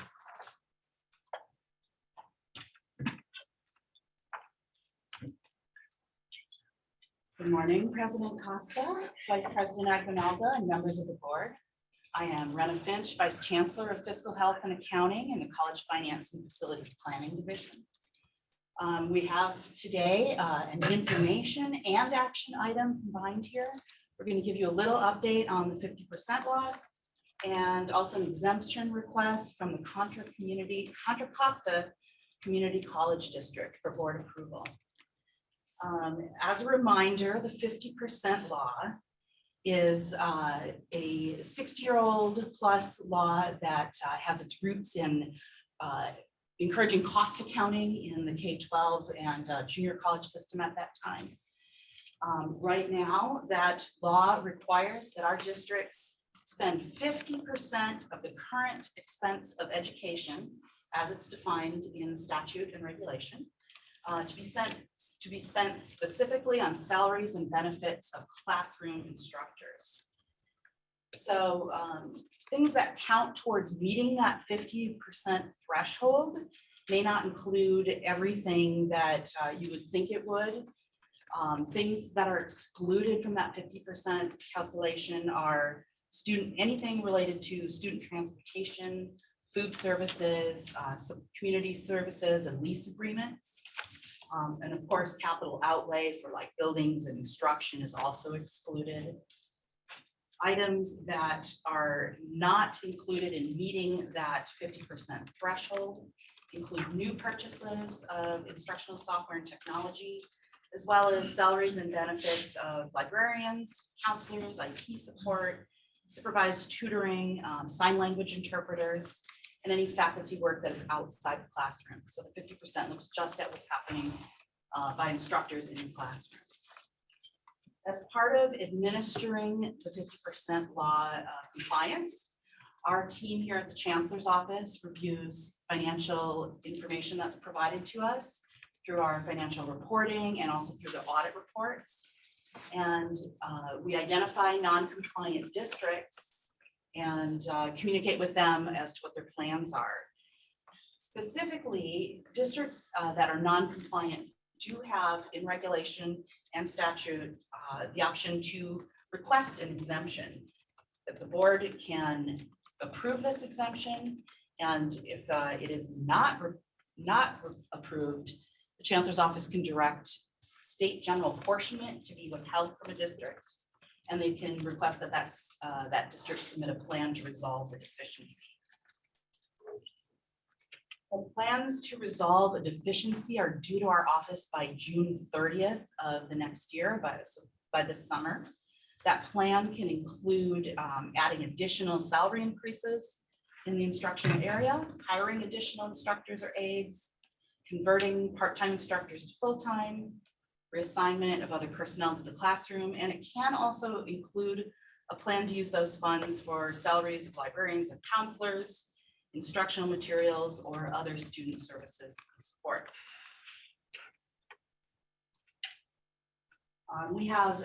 This year we have 5 districts that have not met the 50% law. Now, 3 of those districts are considered fully community supported. So they do not receive state general apportionment, and we would not be able to withhold state general apportionment from those districts as part of administering the law, but we will be reaching out to them for their plan and how they're resolving their deficiency. Those districts are Marin Community College District, San Mateo, and Napa. And in the item, we've provided just some general responses they gave to us last year when they were unable to meet the 50% law last year. Also attached to your item, you'll find a 5-year trend in the 50% law and some more details around compliance. So we do have 2 districts that are not fully community supported, that have not met the 50% law. College of the Siskiyous has not quite met it, and they've indicated that they're going to be submitting a plan to our office by the end of this month to fully resolve the deficiency. So they have not applied for an exemption request. However, we do have an exemption request from Contra Costa Community College District. Their request is based on a regulatory option they have to request exemption for unanticipated and unbudgeted expenditures. Their expenditures are primarily around legal settlements, legal fees, and the cost of dealing with these legal settlements for some unexpected terminations at the executive level. And they've also provided some information to us on unexpected increase in gas and electricity utility costs, as well as some emergency staffing related to campus security. So when they provide their exemption request to us, our team goes through and reviews it. We ask for supporting documentation. We look to see that they've met their requirement of bringing their request to a public meeting and having their academic representatives involved. We had no comments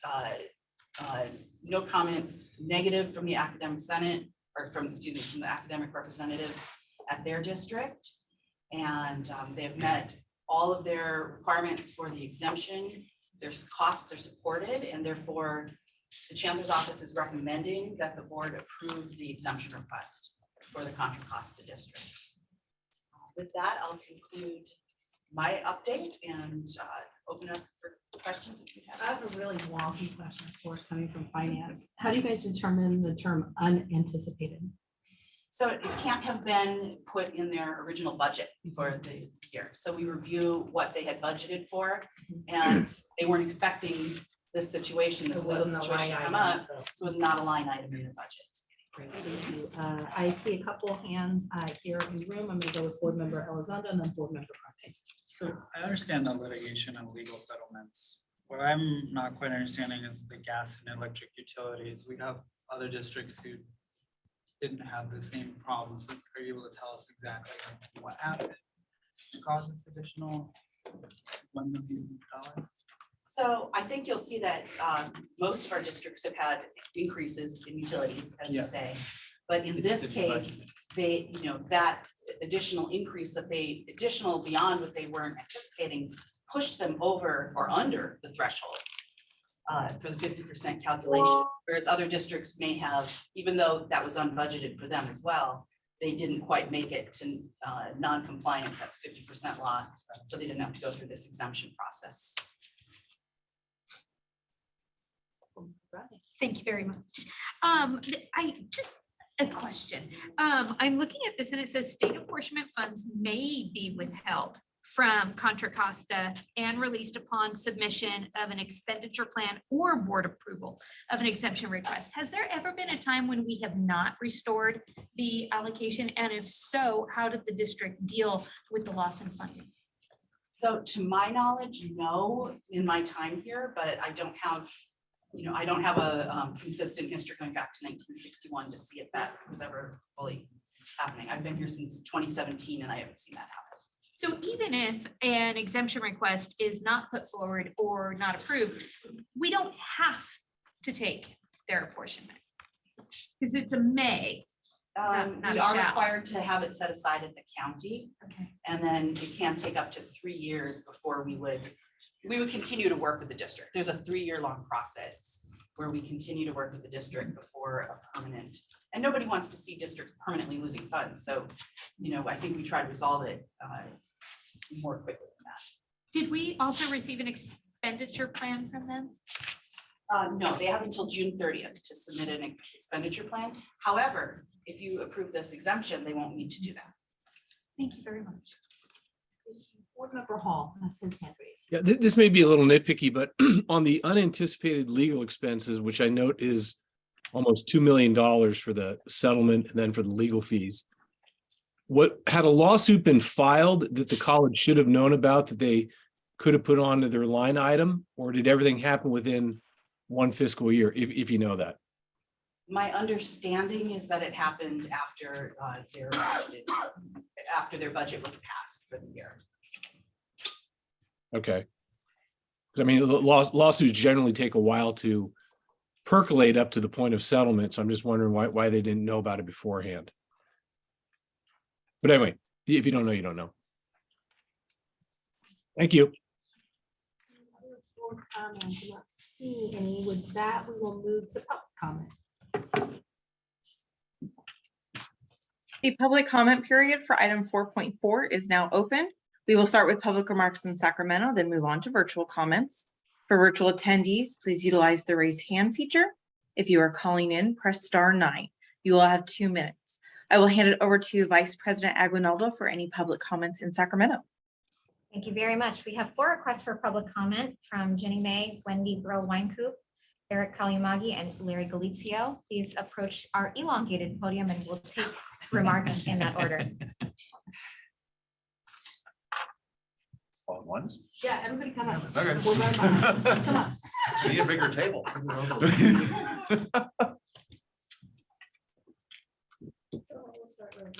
All right, greetings, President Costa, Vice President Aguinaldo, Chancellor Gonzalez, and members of the board. I am Jenny May, President of the Academic Senate for California Community Colleges. We appreciate that the Chancellor's Office works with colleges to ensure compliance with the 50% law. Low student to instructor ratio is one of the benefits that community colleges have over four-year public institutions. Keeping that ratio low is essential for effective teaching and learning. Now more than ever, with faculty working even harder to meet students where they are, the 50% law is essential for maintaining the ability for community colleges to allocate the resources to ensure that high-touch faculty-student experience is maintained. In addition, the 50% law also maintains resources to hire new faculty, which in turn helps to diversify the faculty. Thank you. Thank you. My next. Good morning, President Costa, Vice President Aguinaldo, Lieutenant Governor, Chancellor Gonzalez, and members of the Board of Governors. I'm Wendy Brill Weincoop, President of the Faculty Association of the California Community Colleges. While FAC doesn't have a position on the specific exemption requests, we understand that exemptions may be appropriate in very rare circumstances. We wanted to take the opportunity to reiterate why the 50% law is so essential for faculty and students. One of the reasons why the 50% law was created was to, quote, limit class size and contain the relative growth of administration and non-instructional costs.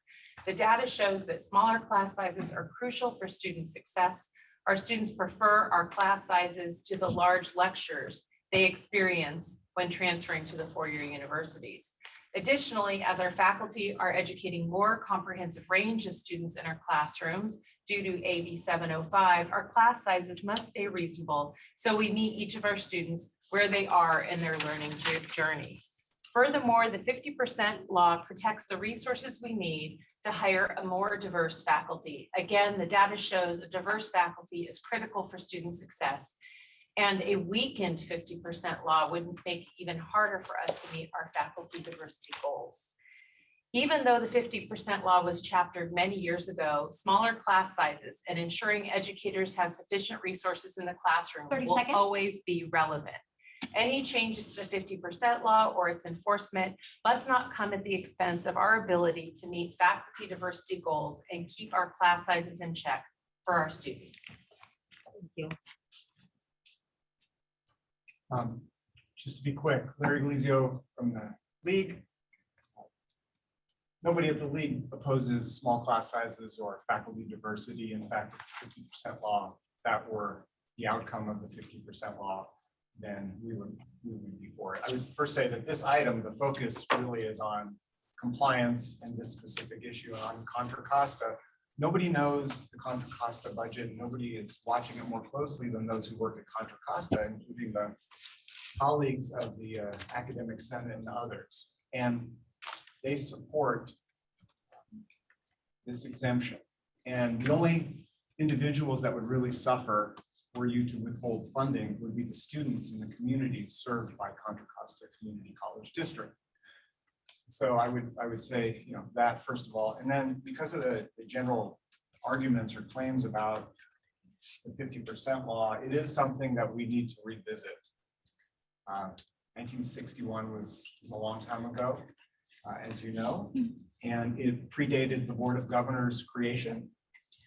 It predated the personal computer revolution. It predated the Vietnam War. And the reality is, even arguably the internet, let alone online classes. So were this law, this anachronistic law, to actually be useful for students in the communities and the 30 colleges, seconds. we would be supportive.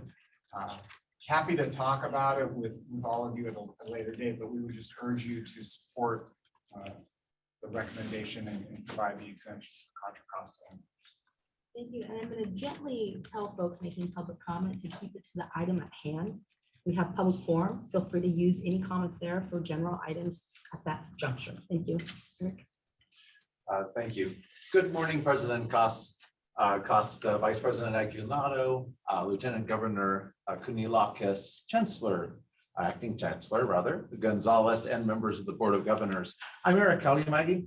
I'm the president of the Community College Association, which is the arm of the California Teachers Association dealing with community college measures.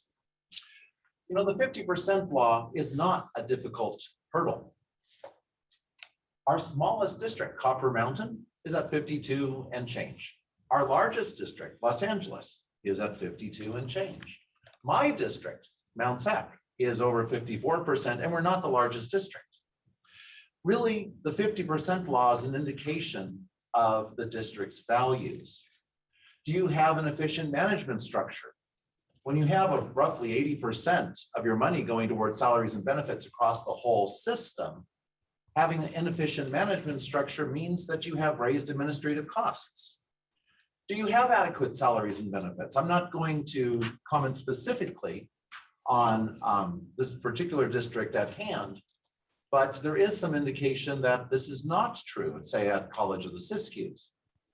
And then class size. You know, one of the big advantages of the system is that we have the ability to have tiny classes where it's needed. Welding needs small classes. English needs small classes. 30 seconds. So I'm a UC Davis grad. I've been in very, very large classrooms. I have been the graduate student helping students in those very, very large classrooms, but that's not our model.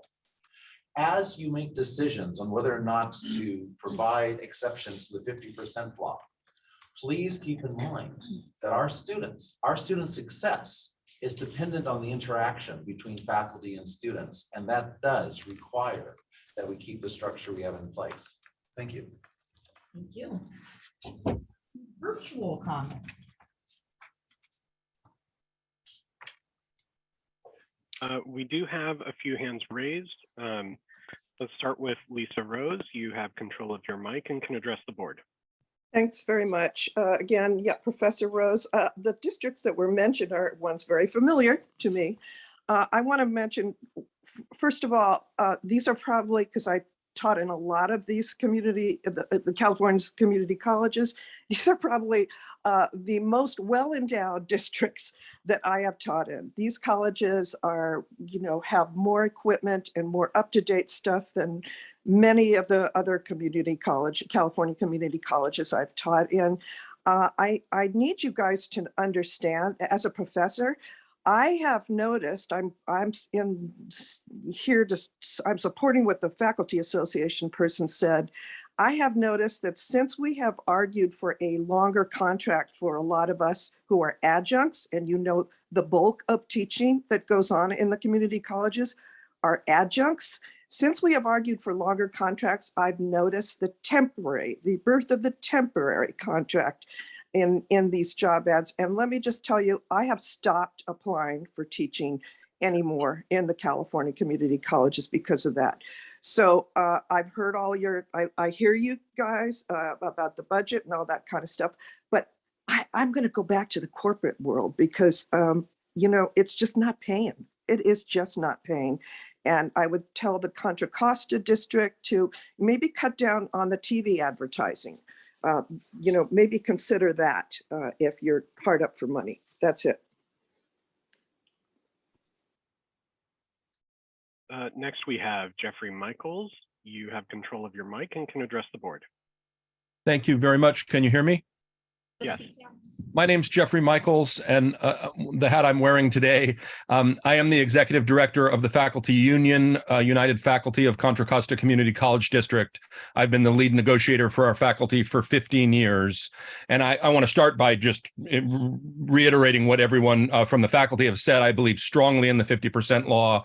I think we need some protections in order to make sure that we keep our class sizes low and that we're investing in the classroom as sort of central to what we do. But I am speaking to support my district's request for an exemption.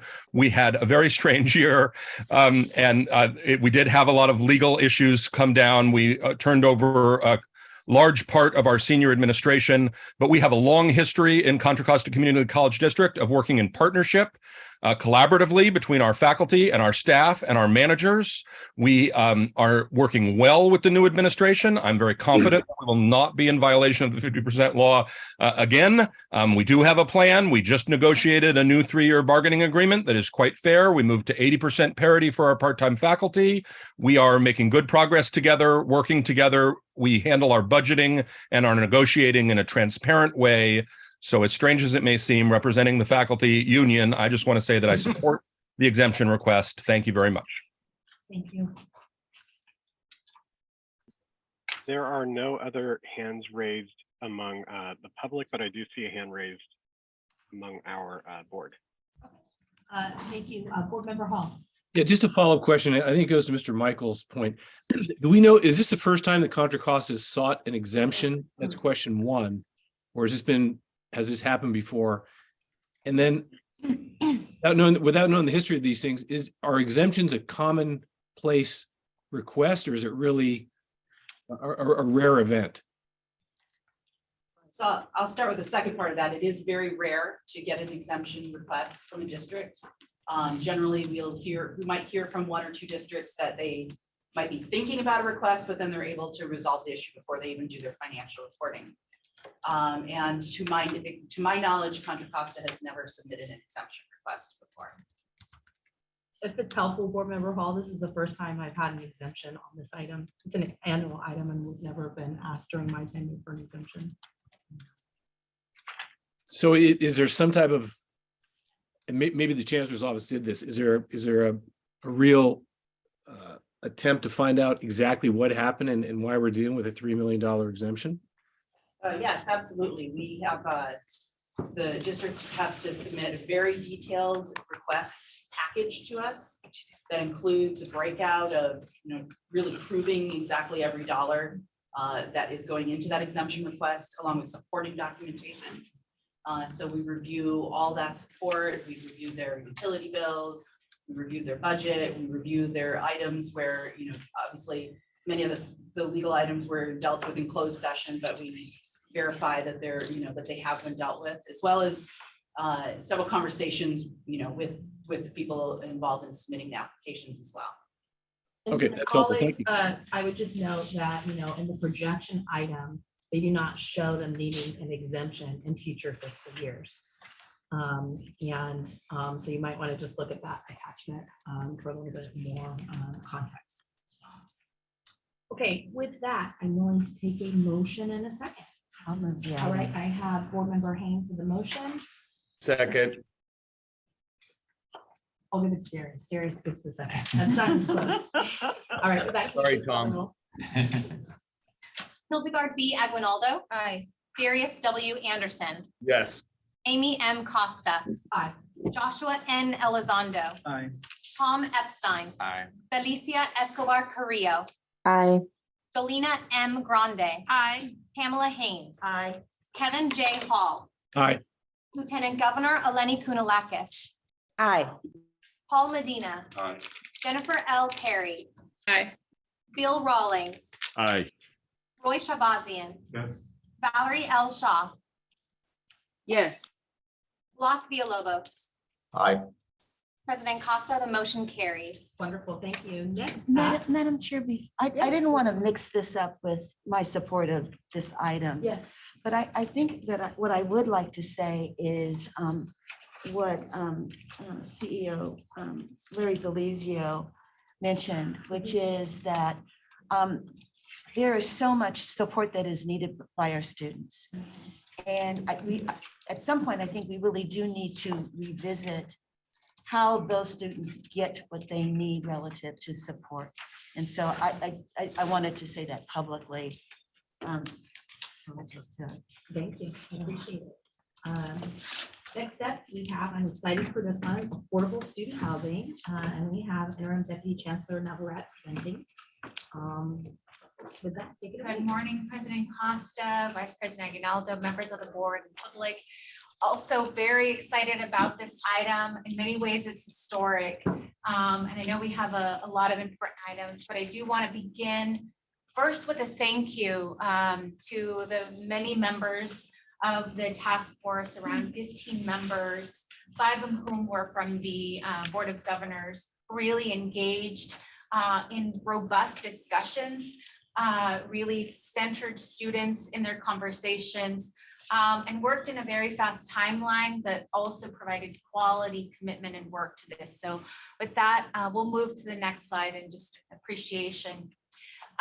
This board really has tasked us statewide, the Chancellor's Office and all of our partners to think differently about how we support the economic stability of students and really focusing on the social determinants of success, right? Building a framework, an ecosystem that surrounds students with what they need to be successful in the classroom. We also know that the legislature made historic investments in housing infrastructure and did something very important. They allowed us to center affordability in those conversations. That we not just enter housing for the sake of housing, but we really center affordability. Next slide, please. And so as part of that work, we really started by looking at where are we in housing. And currently our community colleges, prior to this investment, only 12 of them had housing. Most of them leveraging out of state, other students, international students, really the traditional residential housing. But we know that this has been a need for our students, with roughly 60% of students experiencing some form of housing insecurity in their time. And so in November 2021, the Board of Governors established the Affordable Student Housing Task Force. Next slide. We worked over 9 months from February through December of 2021 to focus on 2 deliverables. The first, that we establish a broad mission statement to guide our work in affordable student housing. And in those efforts, board members that represented this work included Board Member Elizondo, Board Member Haynes, Board Member Costa, Board Member Williams, Board Member Perry, and public engagement in these conversations. And so that deliverable was met in May of 2022. And the next one was really focusing on, what does this program look like? What does our entry into affordable student housing look like? What will we prioritize? What are some of the changes that we need to make so that this meets that mission that was proposed by members of the board? Next slide. So just another shout out to all the members that joined that work, a robust representation from throughout the system, included also community partners, faculty, students, CEOs, CBOs, amongst others. So thank you again for that commitment. Next slide, please. And as this, the task force was engaging, really the grounding question that they had was, how do we ensure that this investment, $2 billion investment in affordable student housing, is a means for equitable student success, right? How do we use that, not just, again, for the sake of housing, but how do we ensure that this effort and intent and the design leads to student success? Next slide, please. As this was developing, we also had parallel efforts around in the legislature that also included advocacy for resources for our colleges. SB 169 established a higher education student housing grant, and it committed $1 billion for California's community colleges to begin focusing on affordable student housing. Really long-term solutions, long-term opportunities for housing with dignity. And then an important change that I want you to note is that in 2022, Assembly Bill 183, the trailer bill, changed the administrating entity for all grant cycles moving forward from the Department of Finance to the Chancellor's Office. So in this now, we will establish an affordable student housing unit that will carry this work forward and guide student housing into the future. Next slide, please. And so just wanted to appreciate in the report that you'll see quotes from members of the board that really shared what they believe this effort will mean. We will share this and post, and you can also see it on the report, but really the sentiment shared by board member Elizondo is that this really expands basic needs support and builds that that access and equity that is really needed for our students. So thank you for those words. Next slide, please. And so the task force recommendations are built over these areas, including the mission, a focus on affordability, so a set of recommendations in affordability, a set of recommendations around integrated support services, recommendations around partnerships and advocacy, data recommendations, total cost of ownership, and then regulations that should be at some point considered by the Board of Governors. Next slide, please. The mission really focuses on the 5 key areas: equity, affordability, that the community colleges play part in the solution to the statewide housing shortages that we are seeing, but also that is a vehicle for addressing some of the socioeconomic opportunities that our students seek. That we think about the financial sustainability of these programs, the long-term investments that are necessary on the campuses as well. And most importantly, that we design with students, that it's student-centered, that we think about things such as basic needs, social services, partnerships, the culture that these housing efforts really cultivate. And most importantly, that we also support learning as part of all of these investments. Next slide, please. And so in the affordability recommendations, I'll highlight that there are 4 recommendations. They include working with colleges to advance practices that effectively coordinate not only financial aid availability that's on campuses, so think of the fee waivers, Pell Grants, Cal Grants, other emergency resources and basic needs, but that we also connect students with everything that they could possibly access, so that a student doesn't have to go window to window to window to find out what they need. So really working on making those available and more streamlined for students. That we encourage colleges to develop a process for identifying at-risk students and when they get consideration for housing, and that some of the practices that we saw from colleges, including from Sierra, they're going to be dedicating a room or 2 for emergency student housing. So we saw that as a best practice. And just as importantly, that we continue our advocacy efforts around Cal Grant reform and equitable Cal Grant, so that community college students get the same access to financial aid that others in 4-year institutions. Next slide. On our recommendations for integrated supports, we look at establishing within the Chancellor's Office and in partnership with institutional effectiveness, a community of practice that allows colleges that are newly engaging in housing to collaborate with each other. Related, crafting professional development resources and working with partners to do that. Establishing a system of maximizing, again, resources, and then adapting housing for vulnerable populations. This would mean that housing, again, moves away from the traditional formats where they're on a 9-month calendar, but instead consider full year services, so that a student that may be at risk of housing insecurity doesn't have to face that insecurity during the summer or winter months. Next slide, please. From our faculty partners, you have a quote from them that highlighting how important this is for our state and the new possibilities. So I want to again shout out to our faculty partners. Next slide, please.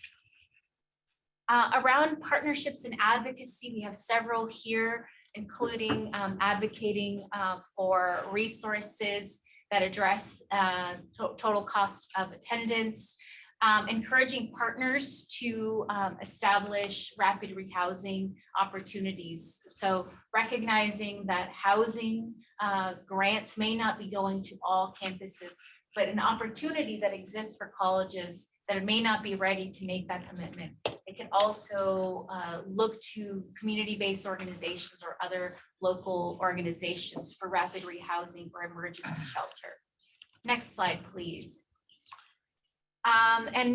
Giving us great examples of that was Eric Hubbard, who is a partner for several of our colleges in Openness Inc.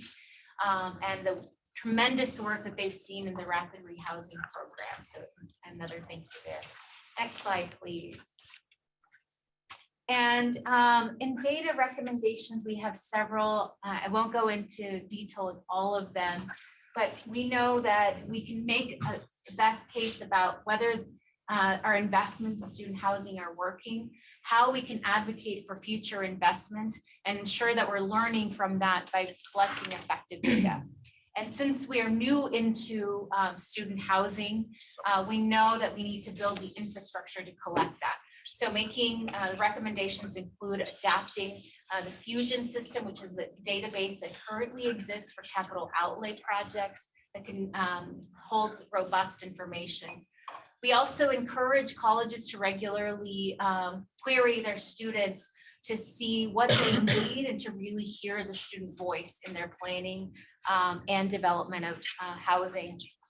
Utilizing data that are already available, such as expected family contributions or student the student affordability index.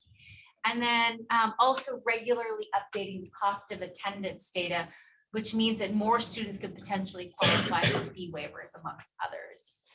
And then collecting data around unmet community need. Next slide, please.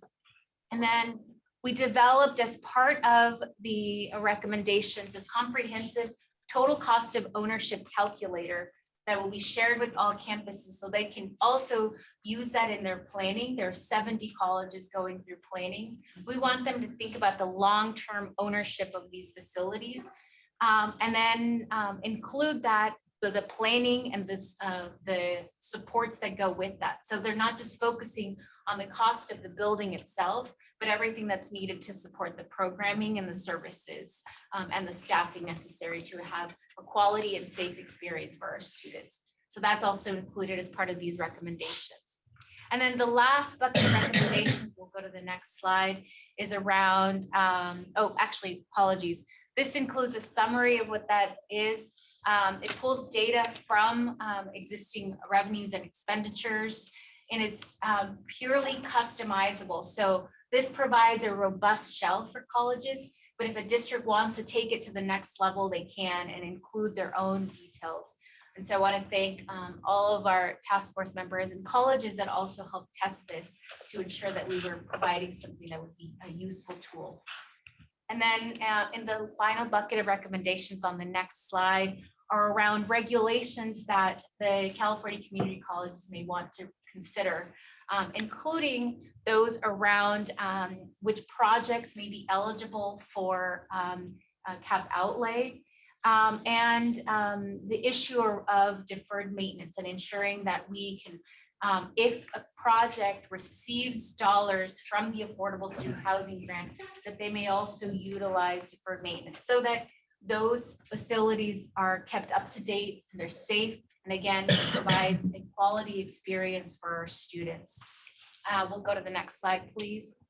So overall, we had a lot of robust, or some of our directors around some of these recommendations. We had, for example, Dr. Linda Williams, who has experience with housing on campus right now, but also is moving into this new round of affordable. So really providing that experience and really a great hope that this will help close barriers to success. Next slide, please.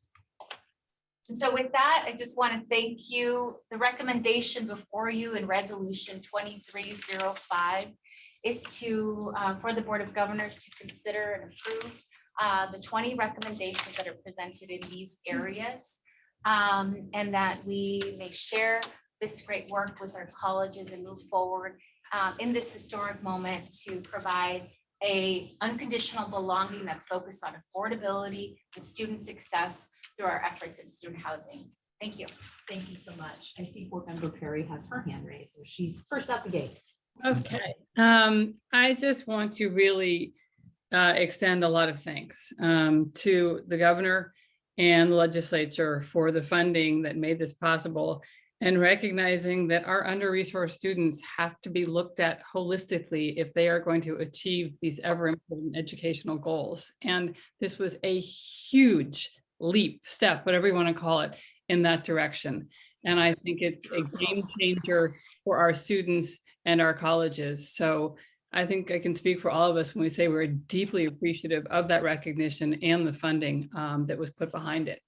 And I want to commend Acting Deputy Chancellor Navarrete for her steadfast stewardship of this, an entirely new program for the colleges. And she led us with great skill, active listening. And I think the report really reflects the thoughtfulness from the whole committee and the way in which Acting Deputy Chancellor Navarrete took that in, summarized it, and put it in a form that will be easily acted upon and digestible for the audiences that need to see it. So thank you.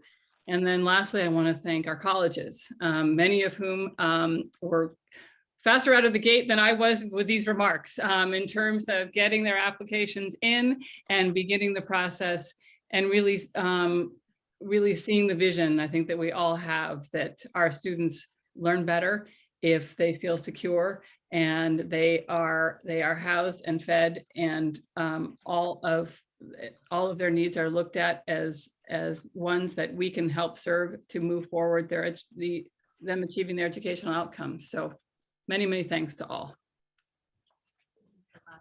I see Board Member Grandin. Thank you very much. And I'll dovetail off of what Member Perry just said in terms of college applications. We had our spring opening day at Cypress College last Friday, and a component part of that was sharing the movement we've made as a campus on our application materials, and the enthusiasm in the audience was palpable. A little disappointing that it couldn't have been more beds projected. They're only looking for, a few hundred, and we know that there are thousands of students in need, but we start small and grow. So I am looking forward to seeing this come to full circle, and the next report showing all of the students that has benefited. Thank you so much for the presentation. I see Board Member Hall with his hand raised. You're muted. Member Hall, you are on mute. Thank you. And I echo the comments made by Member Perry and Grande as well. One question is, to be eligible for the housing, do you have to be taking a certain number of units? Yes, for the housing grants under this legislative proposal, students must be full-time. Full-time. Okay. So that is the requirement. Thank you. Well, I'm just going to say I love this, and Lizette knows I've always loved this. I do want to thank Willie Duncan, because years ago when I was staff, he took me out to Sierra College, and I got to see their housing, and it planted a seed in my head about the possibility. And I really want to thank our staff. I know that these task force or other duties as assigned to an already very busy and full plate. So thank you so much. And as Jennifer said, I think our colleges, Feather River gave a wonderful presentation about the reality of having student housing that was so informative. And so I love the idea of a community of practice. it's not a barrier, but eyes wide open, that it's very different than how most of our colleges are used to operating. And so there are just some operational things to keep in mind. So I thought the whole process, soup to nuts, was great.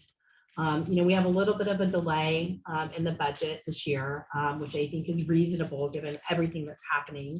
And that we did have some colleges who were really out of the gate, but there's also some planning that needs to be done. This is a muscle that we're all going to need to flex because, unlike our sister institutions of CSU and UC, this is a new frontier for us, an exciting new frontier, but I'm looking forward to the work ahead. I see Board Member Escobar Carrillo has her hand raised. Thanks so much. I agree. It looks like there's been a lot of work put into this, and it's really exciting. We know that the students that come to us, to our schools, are some of the most vulnerable and at risk when it comes to to housing issues and so many other things. But I had a question about the affordability recommendations. Just that first recommendation around how we would coordinate kind of the supports provided to folks. It would be interesting to me to just understand how that in an ideal world would work.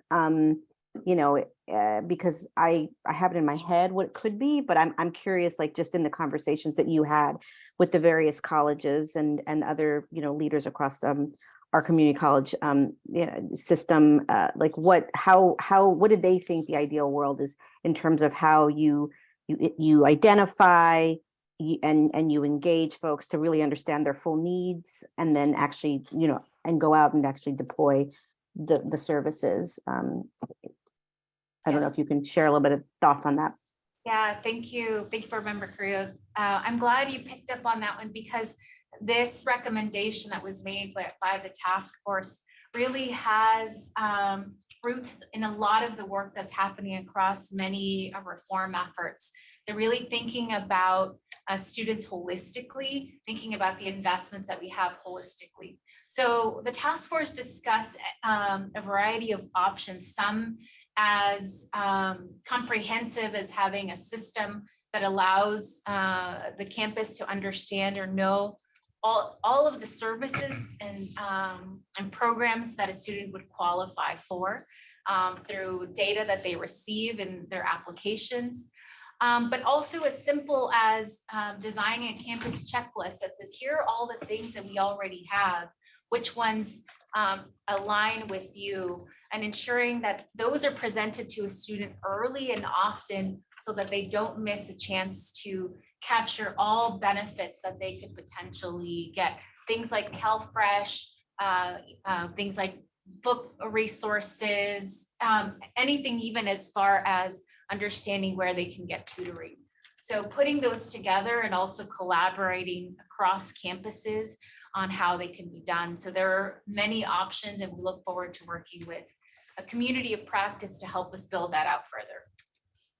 Thanks. And I think the one thing you said just early and often, I think is really important, because, as I had a conversation over the holidays with some friends of mine who have kids in community college, and then spoke to the kids themselves, the young people themselves, and, just was reminded, it's been a while since I was in college, just how overwhelming it can be for somebody who is trying to help support their kids themselves, or trying to help their parents out, or, have jobs, they're juggling things. They're probably they could be the first in their families to go to school. And I think that that's just really important, because, I can recall being overwhelmed when I went to college.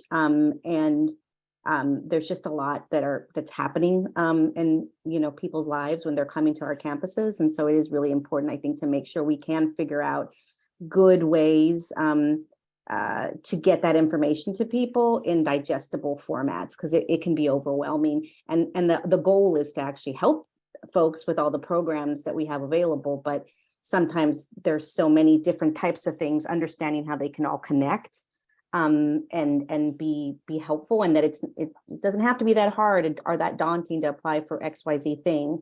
I think it'll be really interesting to see what the community of practice kind of comes up with, and what we learn from our colleges. Great, thank you so much. I have Board Member Medina, and then our Vice President. And once again, I want to thank you, Deputy Chancellor, for all your hard hard work on this item, as well as for the Affordable Student Housing Task Force consisted of some. Thank you for incorporating many students with them. I mean, if I'm not mistaken, originally student housing in junior college were mostly in Northern California or rural areas. And now moving forward in 21st century with rents being so expensive, I mean, it's very imperative. But I see it as a big victory for students from all walks of life, also for non-traditional students. Because if I'm not mistaken, there's going to be some sort of elements of family housing within these student housings. Obviously, that's very, very important because many of the students, and I take in many evening courses, and they're working students, and they have to work obviously because we need to maintain our, obviously pay off our bills and all that. But many of them, they have to even work extra hard because why? Because it's one of those like you want short-term sacrifice, long-term go to school. And obviously, and have a good bright future, but it's really tough when housing happens to be so expensive and all that. So it's definitely like, obviously, a really important thing. So I'm really happy for that.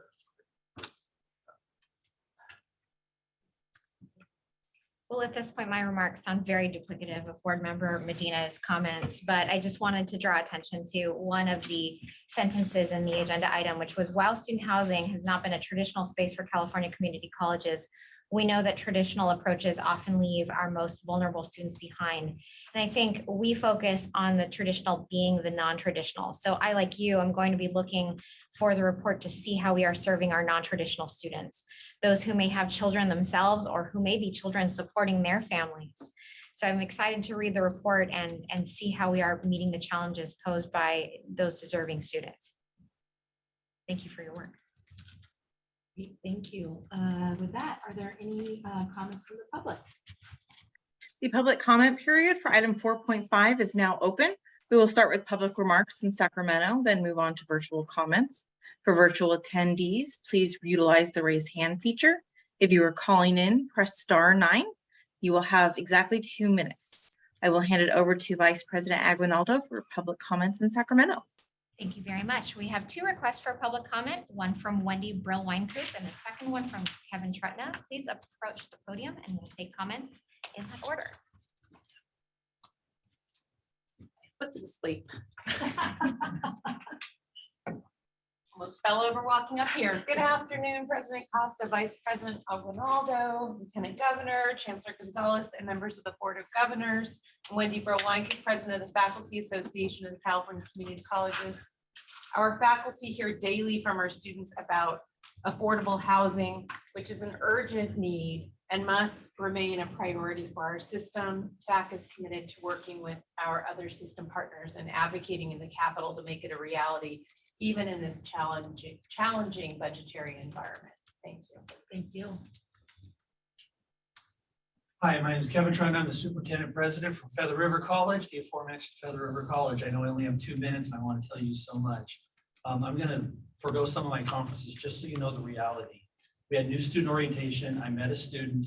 I says, good to meet you. Why did you pick Feather River College? He said, I'm homeless. I'm from the Valley and you're the only one that returned my phone call. So I just like dropped on the floor, you know, that we could serve this student. But what I come here today, this work is incredible. Thank you. This is great. This really helps our students. Feather River College is in a unique situation in that 11% of our existing housing has been destroyed in the last 5 years. 11%.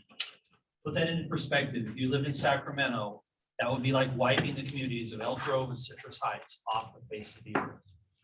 If you lived in Los Angeles, you remove Long Beach, all of Glendale, all of Santa Clarita, all of Torrance, and all of Pomona off the face of the earth.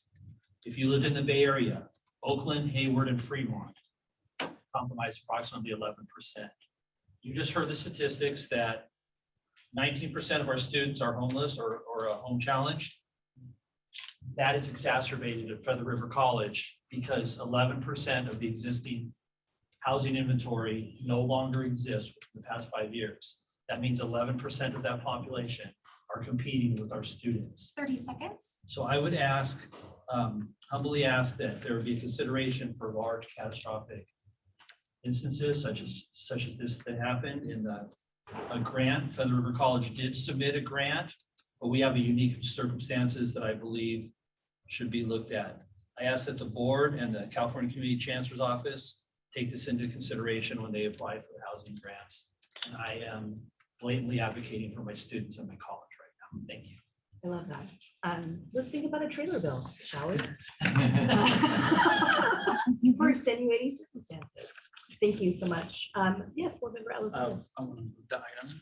whenever we get there. Sorry? We'll move the item. Oh, perfect, great. So we have a motion from Board Member Elizondo. President Costa, apologies. We do have a virtual comment. Yes, I imagine. I was going to go there. Can we hear from any of our virtual public comments, please? Yes, we have one hand raised right now. Ricky Shabazz, you have control of your mic and can address the board. Yeah, thank you. Again, Ricky Shabazz, President of San Diego City College. I want to echo my appreciation for the Chancellor's Office, the governor, and everyone involved. I want to kind of follow Kevin's statements and advocate on behalf of my students. While this is definitely needed and we're super happy about it, I would ask for consideration in the rubric for awarding these grants to look at the possibly negative impact for those colleges that are looking to house families. We just heard from a number of you all that our students are not traditional 18-year-olds, that we're likely to have students who have children. And we believe, many of us, that the way the rubric is set up and wanting to offer more beds has a negative impact on students who have children. Thank you for your consideration. Yes, thank you very much. We do have some more hands that have raised. Chancellor Goldsmith from State Center Community College District, you have control of your mic and can address the board. Yes, thank you. And good morning, esteemed board members, Lieutenant Governor. Thank you for being here and listening to this important topic. As you heard from two of my colleagues from different parts of California, I represent the Central Valley, where we have 4 community colleges, both serving a large urban area in Fresno City at Fresno City College, and then of course, Reedley College and Madera College, the newest college in California Community College System, serving rural areas. And of course, Clovis Community College that also serves the urban. To my, again, as you consider possible modifications, I would urge you to think about our students, as we know that many of our students are single parents and families, many of whom are unhoused. Right now, the current rubric does not take that into consideration. We know that California community colleges have such a powerful equalizer, especially for young women with children to come to our schools. And we see so many of those young females coming to us, and the way the metric is set up, it discourages that population from being served. I would encourage you to think about our families, and especially our young parents, or just parents, not always young, parents with children. We need to be able to provide additional housing for them. It is such a critical need. And with that, I just, again, thank you for your careful consideration, and thank you for all your advocacy work to allow the California community colleges to be on somewhat equal footing with our UC and CSU counterparts in being able to offer housing. Thank you. Thank you. And we have one more hand raised.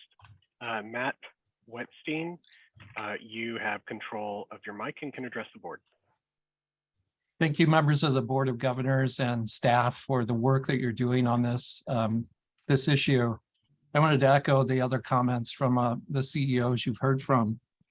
Like Kevin Trutna's district, ours has lost considerable housing due to fires. The CZU fire took out 900 homes in our district alone. So it's made it even more competitive for housing demand within our region for our students. And echoing Ricky Shabazz's comments, when we did our student demand survey, something like 30% of our students said that they were with children and had families. And so the demand for family housing is great. And yet when we design these projects to apply for funding for the grant program, it does put those projects that propose family housing units at a disadvantage, because it does end up being more costly per bed for those units.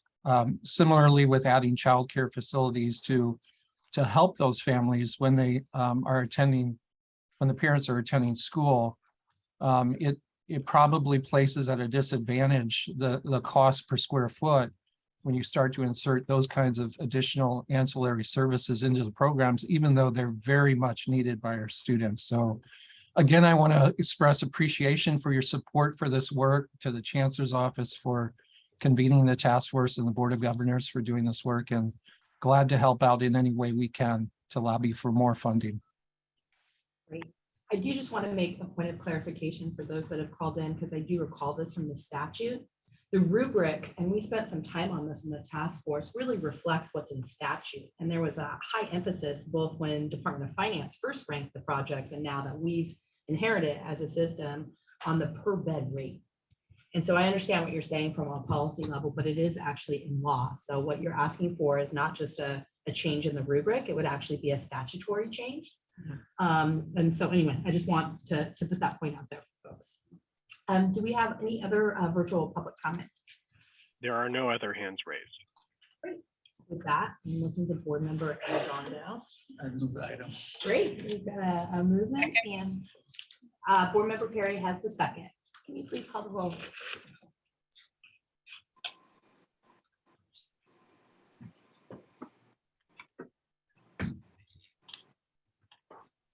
Hildegard B. Aguinaldo. Aye. Darius W. Anderson. Yes. Amy M. Costa. Yes. Joshua N. Elizondo. Yes. Tom Epstein. Aye. Felicia Escobar Carrillo. Hi. Jolena M. Grande. Aye. Pamela Haynes. Aye. Kevin J. Hall. Aye. Lieutenant Governor Eleni Kounalakis. Aye. Paul Medina. Aye. Jennifer L. Perry. Aye. Bill Rawlings. Aye. Roy Shabazian. Yes. Valerie L. Shaw. Yes. Blas Villalobos. Yes. President Costa, the motion carries. Yay. With that, I'd like to turn it over to Dr. Gonzalez. Thank you, President Costa. I just want to thank you for your support of this item, for your hard work over the last 9 months, actually, in the middle of a pandemic with multiple crises. And I just want to say, if you recall, when this was first introduced, it was about getting money out the door. And you as a board said, yes, and we need to build that infrastructure. So thank you for today's action. This work now moves to then be implemented. So expect for the next 3 years to be a period of implementation, evaluation, redesign, innovation. So want to just acknowledge that. And I also want to thank our incredible interim deputy chancellor, Dr. Lizette Navarrete. This is work she took on before we went through a transition, before she took on the role. And she did not skip a beat. You all know we have a very small team. There was a very small team behind her trying to make this report happen by today. So I just want to make sure that we thank her. I recall being on that side of the table, taking on the work, and this was a really big sacrifice for her. But I also know this is her passion project. So thank you. I have to say, a great team that also took this on. So a big thank you to those that you saw on the committee, Huang Nguyen, Drew Bott, Avita Hang, Vice Chancellor Finch, sorry. But so thank you for everybody for your support. Great, thank you so much. So members, we're going to break for lunch. We have 30 minutes, and when we return, we will take up item 4.6. Thank you. With that, we're here. Welcome back. We are on our last action item, item 4.6, statewide engagement, persistence, and success efforts and resolution. Thank you, President Costa, Vice President Aguinaldo, board members. I'm joining you on this side as a part of our commitment to bring you statewide enrollment, persistence, and success efforts. It is not a typo. We specifically put engagement because this item really focuses on that, the re-engagement, the recommitment to all of our colleges and districts to do something in real time. Yes, more than what we are asking them to do. So this item is really a part of our continued commitment to bring you an item, making sure that we all understand the context for our own statewide and national data, as well as informing you of new updates, new ways of validating that data, that information, and ending with the remaining focus on high impact strategies You're going to begin to hear that. I'm happy to share that our CEOs continue to show that they are working immensely hard. Enrollment, persistence, and success is still their top priority. And every time we have a conversation about this work, their focus is on high impact. I know you know this from the entrepreneurial world. They like to fail fast. So high impact is really that. How do we know that it's working? How quickly can we know? And what else should we be doing? I also want to make sure that I acknowledge co-presenters. Here with me is our interim deputy chancellor, Navarrete, who will be co-presenting this item. And on Zoom, you should have Dr. Pamela Luster, former CEO in the San Diego Community College District. She's also one of 3 Equity Avengers and former president of the CEO board at the League. She is our consultant for this work, and I want to acknowledge her because the next few meetings and the aftermath of this work, when we bring this back in May, will be a key focus of her work moving forward. A publication on high impact strategies, as well as recommendations that directly go back to both regulations, so changes that will eventually come back to all of you, as well as funding and more flexibility for our districts to enable student success. With that, I'm going to hand it over to Dr. Navarrete. Yes, thank you. Well, good afternoon. We can move to the next slide. So the work that we are leading in persistence enrollment and engagement really is grounded in the vision for success, but also our commitments to the roadmap for the future. And so we're not just looking at regaining enrollments, we're also thinking about the institutions that we're inviting our students back to or inviting them to continue into. And so you see these commitments that we've made that include closing equity gaps, reducing time nexus units to degree, amongst others. And so we want to ground that work there. Next slide, please. Before we get into some of the discussion, I do want to ground us in common data and updates that are also top of mind, but I want to make sure we're all on the same page on those. So next slide, please. So as you see in your digest, what you can see in terms of our data is that we are stabilizing across our enrollments.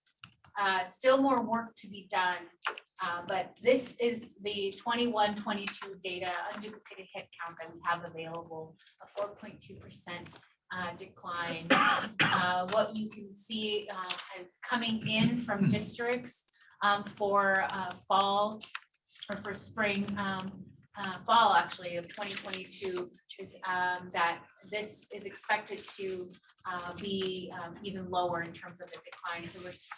So you'll see less of a decline and more stabilization. So that's good news, but it means that we still have work ahead to continue to re-engage our Californians and those in the value proposition that California's community colleges provide. Next slide, please. The other key piece that you may have seen Dr. Hetz present, we want to re-emphasize and continue to keep top of mind is that in looking at our enrollment conversation, we don't just look at bringing in new students, that we also think about persistence. In that work, our colleagues have also worked with us to think about strategies that help persistence. So that it remains top of mind as much of bringing in new students, but also ensuring that they have support across the full journey. And so that work will continue, and that emphasis and your future updates will also include this data. Next slide, please.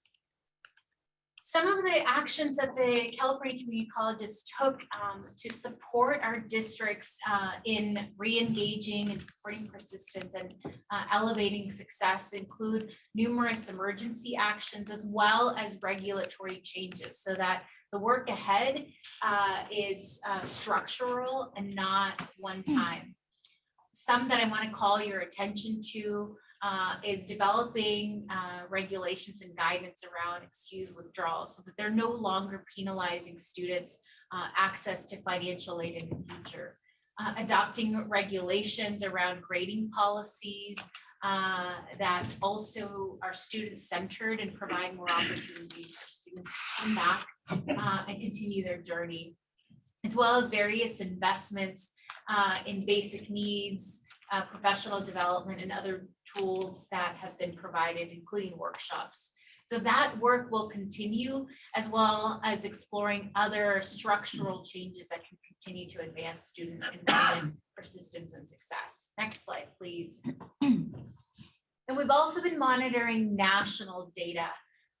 We'll share a little bit more about some of the findings from statewide data.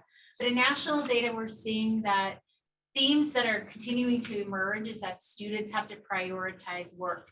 And we know from our data that over 60% of students have some kind of work. So how do we, as we advance our work, ensure that students can have that balance and that the education that they're seeking can also accommodate their needs? And so we see that commonality along previously enrolled, as well as those that have applied but not enrolled. The other piece I want to call out is the need to have resources that allow them to afford their education and the investment. All key pieces that we want to take action as we craft our next steps. Next slide, please. And so here I'll turn it to Chancellor Gonzalez to share more about this work that colleges have done. This is an action item, and you've seen this item. And so this next part of the presentation is really, how do we validate that this transformation is actually real, that our colleges understand what they need to do? And how do we make sure that we move beyond just saying we have declining enrollment, it's a national problem, we know that it's a problem. It's really about the actions. So you've seen this slide. The work is really about shifting the burden. You've heard a lot about basic needs. Today you took action on affordable housing. We've talked about guided pathways, critical important pieces related to this, and now a new addition of baccalaureate degrees in this system. We've talked about the social determinants of success. But again, how do we know that our colleges understand that the transformation needs to be expedited? You asked really important questions in an earlier presentation about CVC OEI. How do we make sure that that is scaled up system-wide? So let me go on to the next slide. As a part of having national data, statewide data, we also wanted to validate on the ground. What do our system leaders understand at a district, at a campus? How is it different from faculty, staff, and our own students? And I'm very proud to say that as this board has tackled this very big challenge, that is a challenge as a part of higher education, can we transform fast enough? Can we innovate higher education fast enough? Our local leaders understand that as well. And they are really, truly redesigning. This work is then validated through many external research partners who have also written about the same topic, the same problem, the same action. I want to just acknowledge that you had a wheelhouse report that we've sent in prior updates. That Campaign for College Opportunity, in partnership with several CEOs in our system, also validated those same actions. And then most recently, you had TICAS, who had a wonderful report as it relates to college affordability and the relationship back to Cal Grant reform. So let me share a little bit about what we've learned on the ground. Next slide, please. You all know that last fall, we led a couple of learning tours. I want to thank those members who joined us. Member Medina, Member Shabazian, I know I saw you there. Member Rawlings, I think you were at one of our tours. And here's what we learned. There is urgent action that has been taken at our colleges. Progress has been made, but there is more work to be done. Even more importantly, as a part of this journey, specifically at these campuses, one of the top actions that they have been taking is really doing what this board has been asking all of our colleges to do, which is to reimagine their course scheduling and their learning modalities. So yes, it's really about what do our students need? Do they want online or do they want brick and mortar? And what we heard loud and clear from these campuses is they no longer get to just pick one. They have to offer both, because it truly just depends on what our students are looking for. One semester, they may have a job. The next semester, if they can come back, then they expect a different learning modality. So they're adapting their local agreements. They're adapting and building their local technology infrastructure. That has become a really big, important part of their work moving forward. Outreach and engagement was really something we heard loud and clear from these campuses. It's also the inspiration for your resolution today. These specific 3 campuses led community-wide events. And one of the things that they learned, much like your item today around our land acknowledgement, was that communities, especially communities that see this system as not a viable option need to be reached out more than 3 times. They need to be invited to a campus. That relationship, that trust needs to be created. And that is one thing that these 3 campuses have learned, that in opening up their campuses, it wasn't about that mail that they sent or that phone call. It was about the repetition, and it was about a coordinated effort in a community, in a campus. And that every single person on that campus had a role to play. And I have to say, we met many faculty who courageously just said, we did this because we love our students. And we just all divided up our rosters and a list, and we just made phone calls. And no, it wasn't a part of our contract. And that was incredibly inspiring. The other big change is our colleges are really starting to really understand and really address wellness and financial stability for our students. And that is because of the work that you have led here. They understand that childcare, mental health, access to SNAP programs are not separate. They are one coordinated solution. That then means that we quite haven't solved the problem here. There's more for us to do. And you'll hear more about that in our state and federal advocacy item shortly. And then lastly, the other big piece that we learned from these campuses is there is a bigger role for us to play at the statewide level around helping colleges really think about wraparound services and supports. So yes, we're talking about how do we deploy success coaches? How do we really think about technology at the statewide level as a part of helping our districts and our colleges?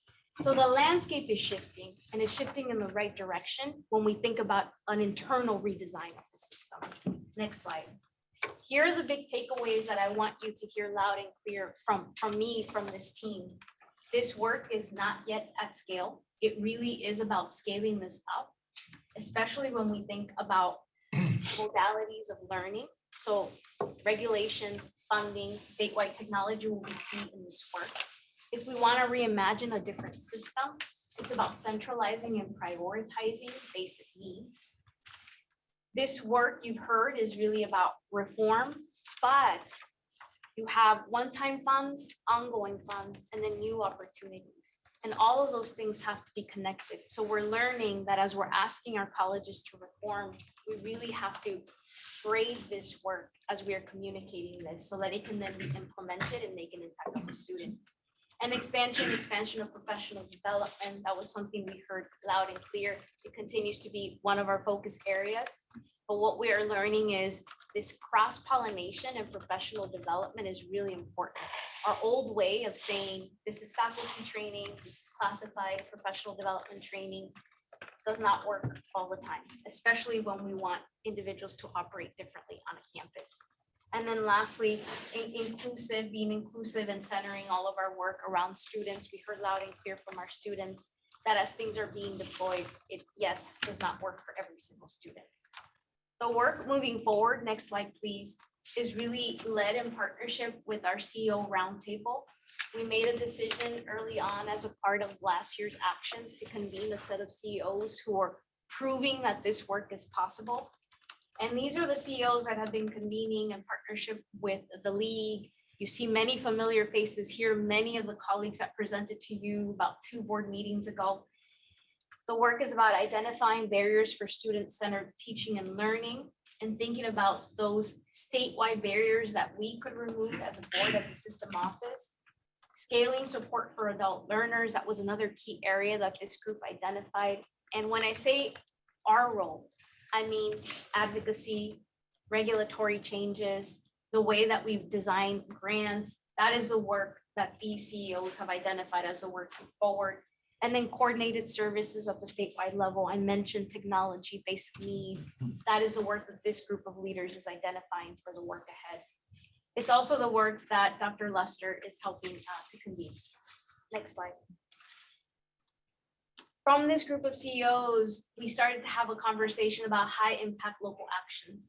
These are not new, I should mention. In fact, I was reminded that in May of 2020, I sent an email with 14 different actions, very, very repetitive, but we wanted to understand it wasn't about 12 actions. It was about which ones did we know could work.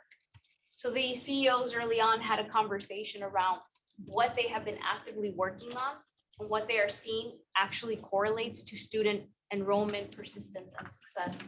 So you see on here, yes, changes in course schedules and modality. You also see on here how we bundle basic needs. So many of our campuses are going to do a one application. They've all either done it or they're in the process of doing that. So this is what the center of the publication that is forthcoming by Dr. Luster and this group of CEOs. We will share it when it is available. Next slide, please. Here, we also then wanted to validate if we've been to a community and we know what we are learning. We've convened CEOs who are actively working with their communities and all of the stakeholders. What can we then collect from partners around the state, higher education leaders who are also in this area? And so in this space, you see that there are forthcoming analysis and opportunities. Why? So that we can stop asking, is there value in California's community colleges? The answer is yes. And for many communities, the answer is yes. But the yes can get louder and it'll be more continuous when we actually design for it. So you all know that we have an incredible partnership with the RP group. That survey is coming out. There were 90,000 respondents as of the last time that we checked. Wheelhouse, you also have received an update that the Wheelhouse received a federal grant. They're also leading in partnership with our team in enrollment research, a big agenda that also includes an angle on AB 705 and what that impact is or is not as it relates to persistence and success. And then an enrollment recovery plan. You also know that several of our colleges asked for emergency conditions. They've been asked to provide an enrollment recovery plan as a part of that. We're also learning from that area. But most importantly, the state legislature invested in this area. And in the proposed state budget, there is new funding proposed to this area. So our urgency to not only validate by collecting student information, learning on the ground, working with our research partners, that's what this is about. That to make a difference in a system this large, this diverse, with regional gaps and large demographic gaps across the system, that 200 million one time needs to be targeted. And so as we head into the next legislative hearings, the high impact areas, the way that this board incentivizes those high impact areas is what's going to make a difference, as well as connecting it to prior investments. And that's going to be really important for the future of this system. This work is not just about stabilizing, it's about ensuring that we can do better and that we leave this place a better place. Next slide. I want to end by just reaffirming what we've learned from our students, because in many ways, when we have these conversations, we think about what our external partners are writing about this work, but the most important voice is always our students' voice, what they are facing and what they are seeing on the ground. And I want to repeat this again because the 90,000 responses that we got from that survey are showing us similar things. Prospective students share that the reason why they are making decisions and maybe choosing not to come back is because they cannot afford college. And when you ask the same question to previously enrolled students, they identify that they indicated that they do not re-enroll because they need to prioritize work. That should tell us loudly, and I know that it has, that this is about college affordability and basic needs. Similar thing when we ask around why our students do not enroll or whether they are choosing to go to a different institution. They are not enrolling when we look at prospective students because they are considering another higher education institution or they need to prioritize work. This signals back to course scheduling. Can we transform fast enough? Are we offering a modality that our students want and need? And do they see the light at the end of the tunnel, whatever their end goal is? What's really important about this work is that we don't need any more data. We need to listen, learn, and act. And that is the way forward. Next slide. To that end, I want to make sure that we hear loud and clearly so that the message is not lost. Our colleges are taking action, urgent action. Many different actions. In fact, it will take more than a faculty in a college splitting up a roster and calling students. It's going to take coordinated effort. And in the same survey, 90,000 students, at the end of the survey, we asked a simple question. Would you like to be outreached to? And nearly half of the respondents said, Yes, we want to hear more from California's community colleges and we want to be contacted. And not only that, we want to know what flexibility you're going to give us and how you're going to help us balance work and life and personal life responsibilities and how this is going to be different for me. And that's about the college affordability, the finances. You also know that significant investments have been put into the system. So now the work is about how we're going to meet our commitment and how we're going to communicate that differently. I want to end the presentation by asking Board Member Medina to walk us through the resolution. This was in many ways his inspiration, but also as a part of the 3 campuses that we visited.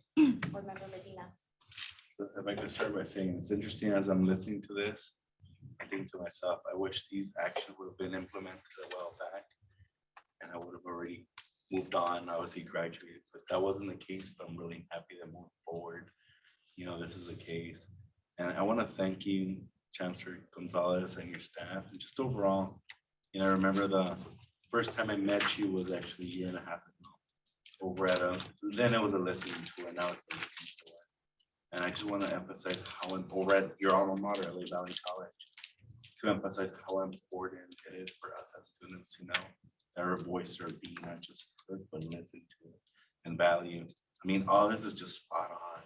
I mean, the data you compiling, obviously from one-on-one, from being there on the ground, visiting schools, Santiago Canyon College, Santa Ana College, Allen Hancock, and obviously also through the RP group, the surveys, but overall, everything you're looking at how to reduce times and units, you're emphasizing on removing barriers to make this a student-centered. And just overall, you understand the students' needs and hurdles, which obviously get in the way of succeeding, which have actually gotten in my way of in part succeeding in my educational journey. And just overall, you're looking at everything from the modalities and how important it is in today's day and age in the new norm. And I don't mean this post-pandemic new norm, but also that new norm that we're living in, how it's harder to graduate on time, because like previous today, how we were talking about, because hence we have to work harder to pay rent to make ends meet.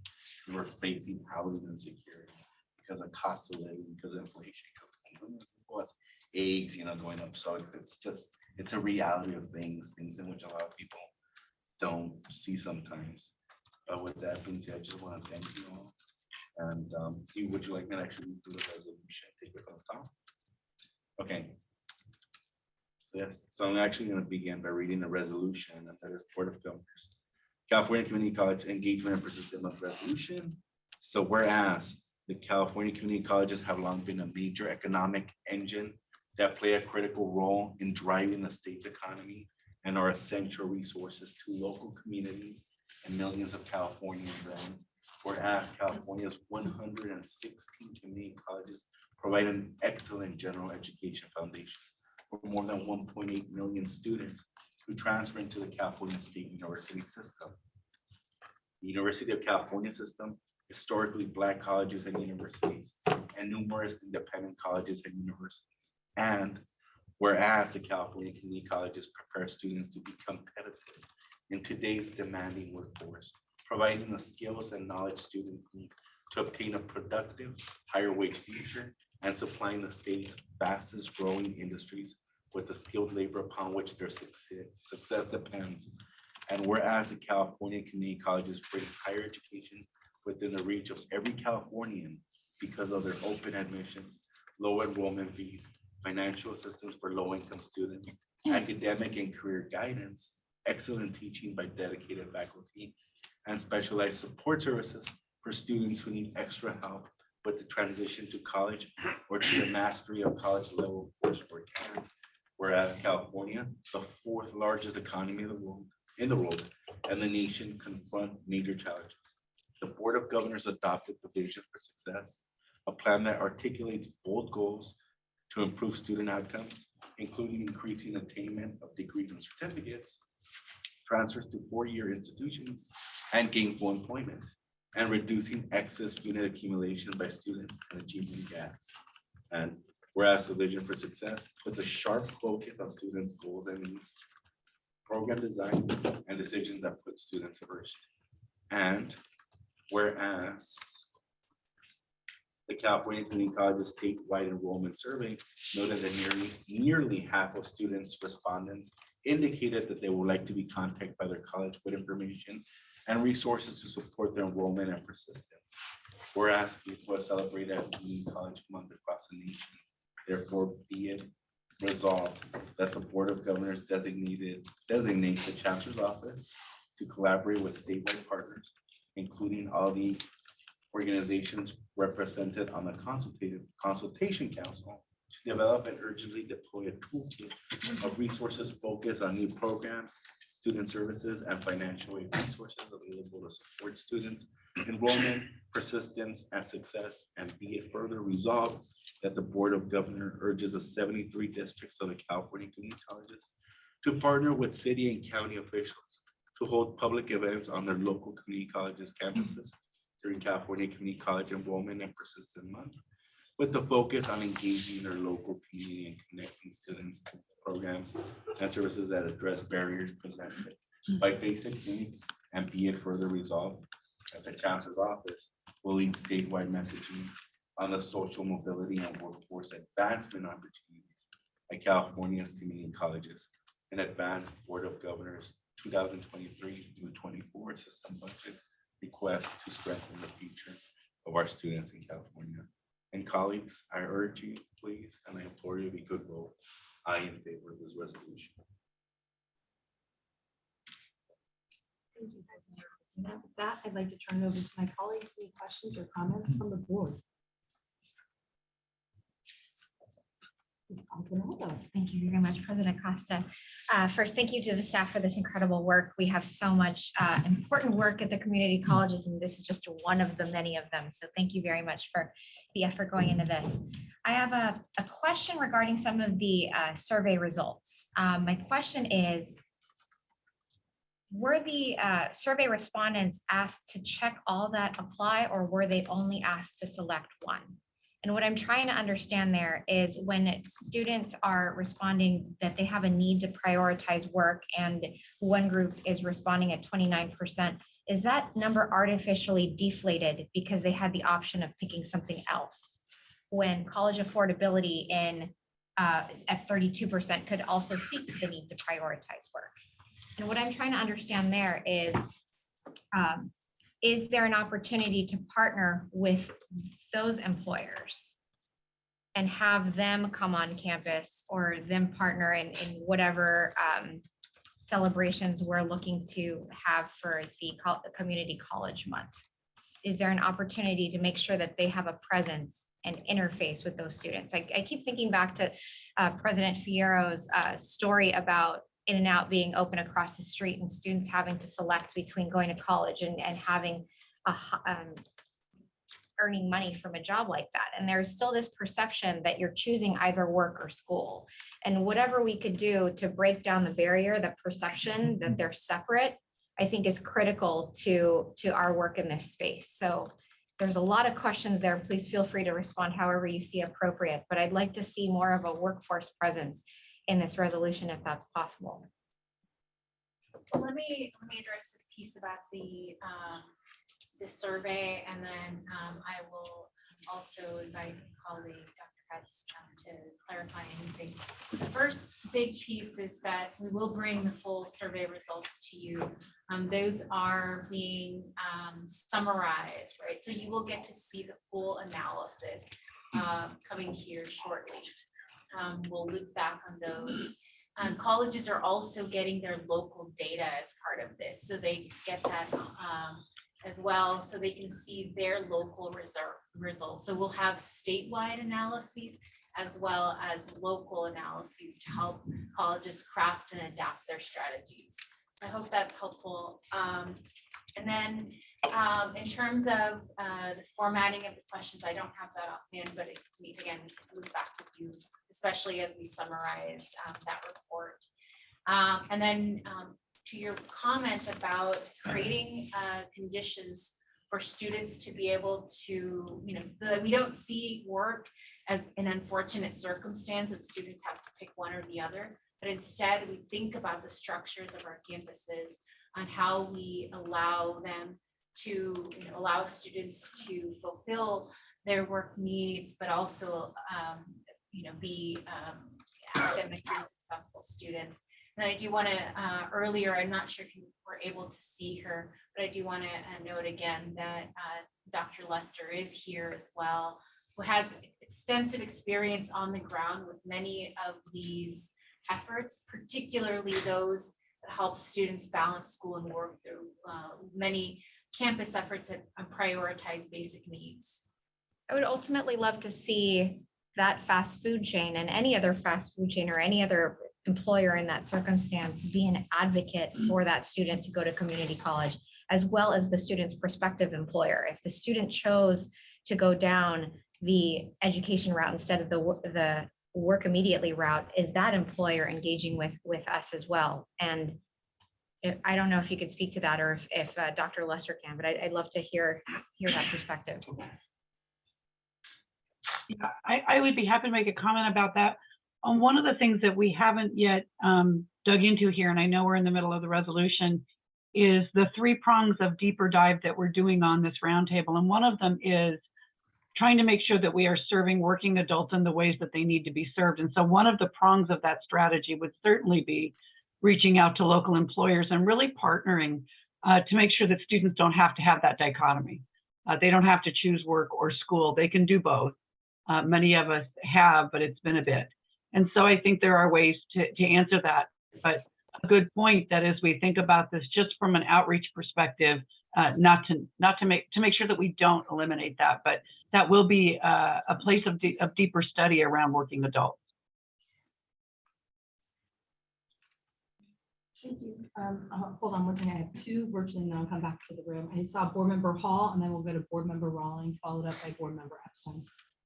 Yeah, I'm just trying to get an idea of what type of outreach is not being done now that you would propose to get the message out about community colleges. You don't have to give me all of them. Just if the bulk of the money was going to be used for X, what would that be? How does the outreach look?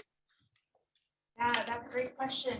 Some of the things that we've learned from early findings and many reports that are forthcoming is that students want to know that, for example, that our tuition is low, but that beyond that, they can get assistance with things like books, and other resources like CalFresh or SNAP. For some of our colleges, they've taken an intentional effort to dismiss past owed fees. So they don't have to carry that burden in order to come back and re-enroll. Some of those intentional efforts are really helpful. The other is that they may not be aware of the types of classes and programs that are offered, as well as other support services. So in the strategy is ensuring that we capture all of those. And then we think about how do we support colleges in the work they're already doing. Many of them are already doing this work. So how do we partner with them to take it to a statewide scale? Yeah, and maybe my question wasn't clear. So I'm just trying to figure out, if you're a high school student, how do you learn more about the community colleges? If you're an existing student, how do you get this message that you're talking about? Then if you're an older student who's been out of college for a few years and wants to come back, who are you giving the message to, and how's it being passed on to those 3 different categories of students? That's my question. Yeah, much of that can depend on the audience. Some of what you'll see is our colleges working more around dual enrollment strategies. Many of them are also working very closely with high school counselors. Some are sending high school students acceptance letters, letting them know all of the programs that are offered that may be of interest. That's it on the high school side example. On the adult learners, working learners, we also know that engagement with employers that has been very effective, because that's where many of students may be. So we see some regional examples of doing that and identifying the largest employers and then trying to develop programs and partnerships. So much of what you'll see in the work that comes out of the CEO roundtable will focus on how to tailor strategies to each of the various populations we serve. Yep. So I appreciate all the comments and everything that people have shared. So maybe this is more of a comment than a question, but I think one of the things that's highlighted with this is one, that we need to be nimble. We need to be more nimble, and we need to make being nimble a habit, because each of these different cohorts and maybe categories, ages, life circumstance, groups of students, those cohorts are each going to have different sets of basic needs, basic needs being met, home life balance issues that need to be met. And so I saw in here references to modalities, and I just wanted to highlight a thought, which is we need to be flexible in how we're making sure we meet students' needs, but that includes things like competency-based education, open entry, open exit, hyperflex modalities, like I've heard from Santa Monica and others, but really thinking about how we fit into their lives rather than how they fit into ours, right? And that takes us really doing what we do well and continuing to do it well, taking the learning about that and the current modalities and using that to explore and expand new modalities, right? So it's what we're doing is great, but our students need more, and we need to be more available to those students so then we can fit into their lives as they need it.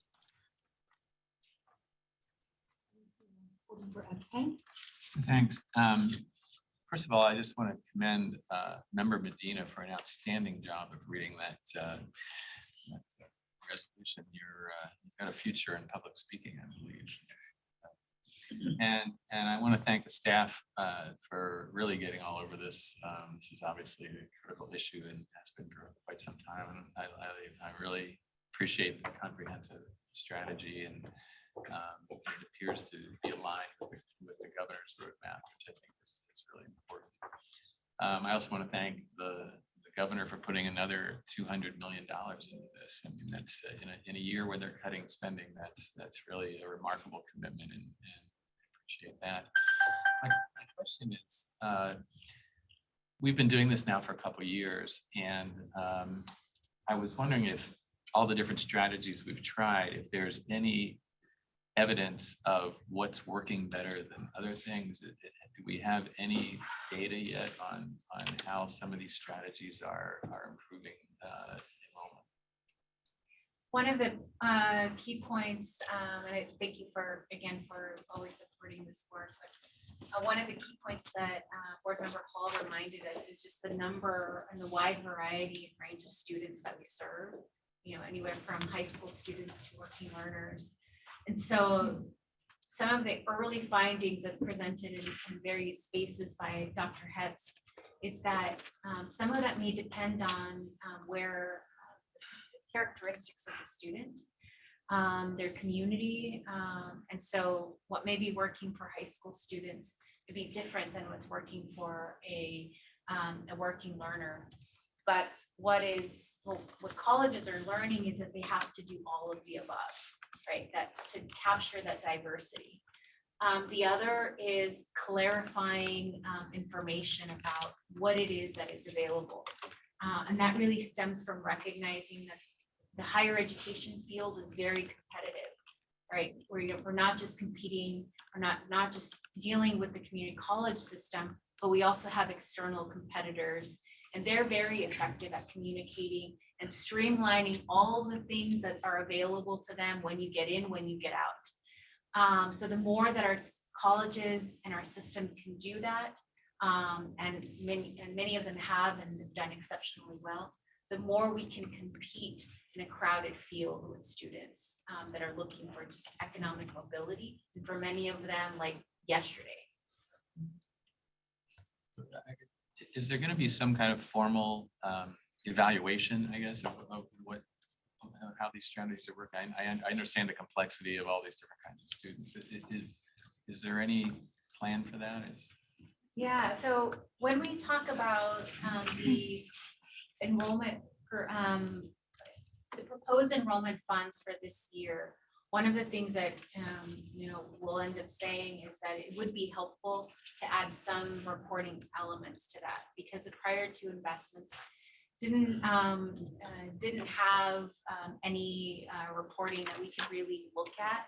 So we've relied on, surveys commissioned by the Chancellor's Office, partners from Wheelhouse and RP Group to help us get a better understanding of what's working. And so that's one strategy. The other is this forthcoming report, a survey from the RP Group will tell us a little bit more. And then a deeper dive you'll see in the federally grant funded analysis by UC Davis and the Wheelhouse. Board Member Hayes. Thank you. So I really appreciate this report. I kept thinking about the flexibility, so I'm going to frame this as a question. And it'd be helpful to sort of know what our districts are doing relative to the flexibility of the offering of courses.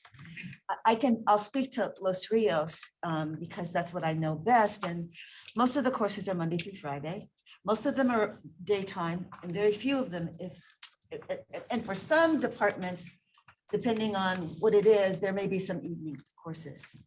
And so I guess I would want to know, do we have a sense relative to the offerings, especially if they're on ground? I mean, I get, and maybe I get that we're moving to online and all of those things. So maybe it's not needed, but it'd be helpful to know that somebody's thinking about that piece. So if you would put that on your list, I would be grateful. And I just want to put an exclamation point about students and adult learners needing to be called multiple times.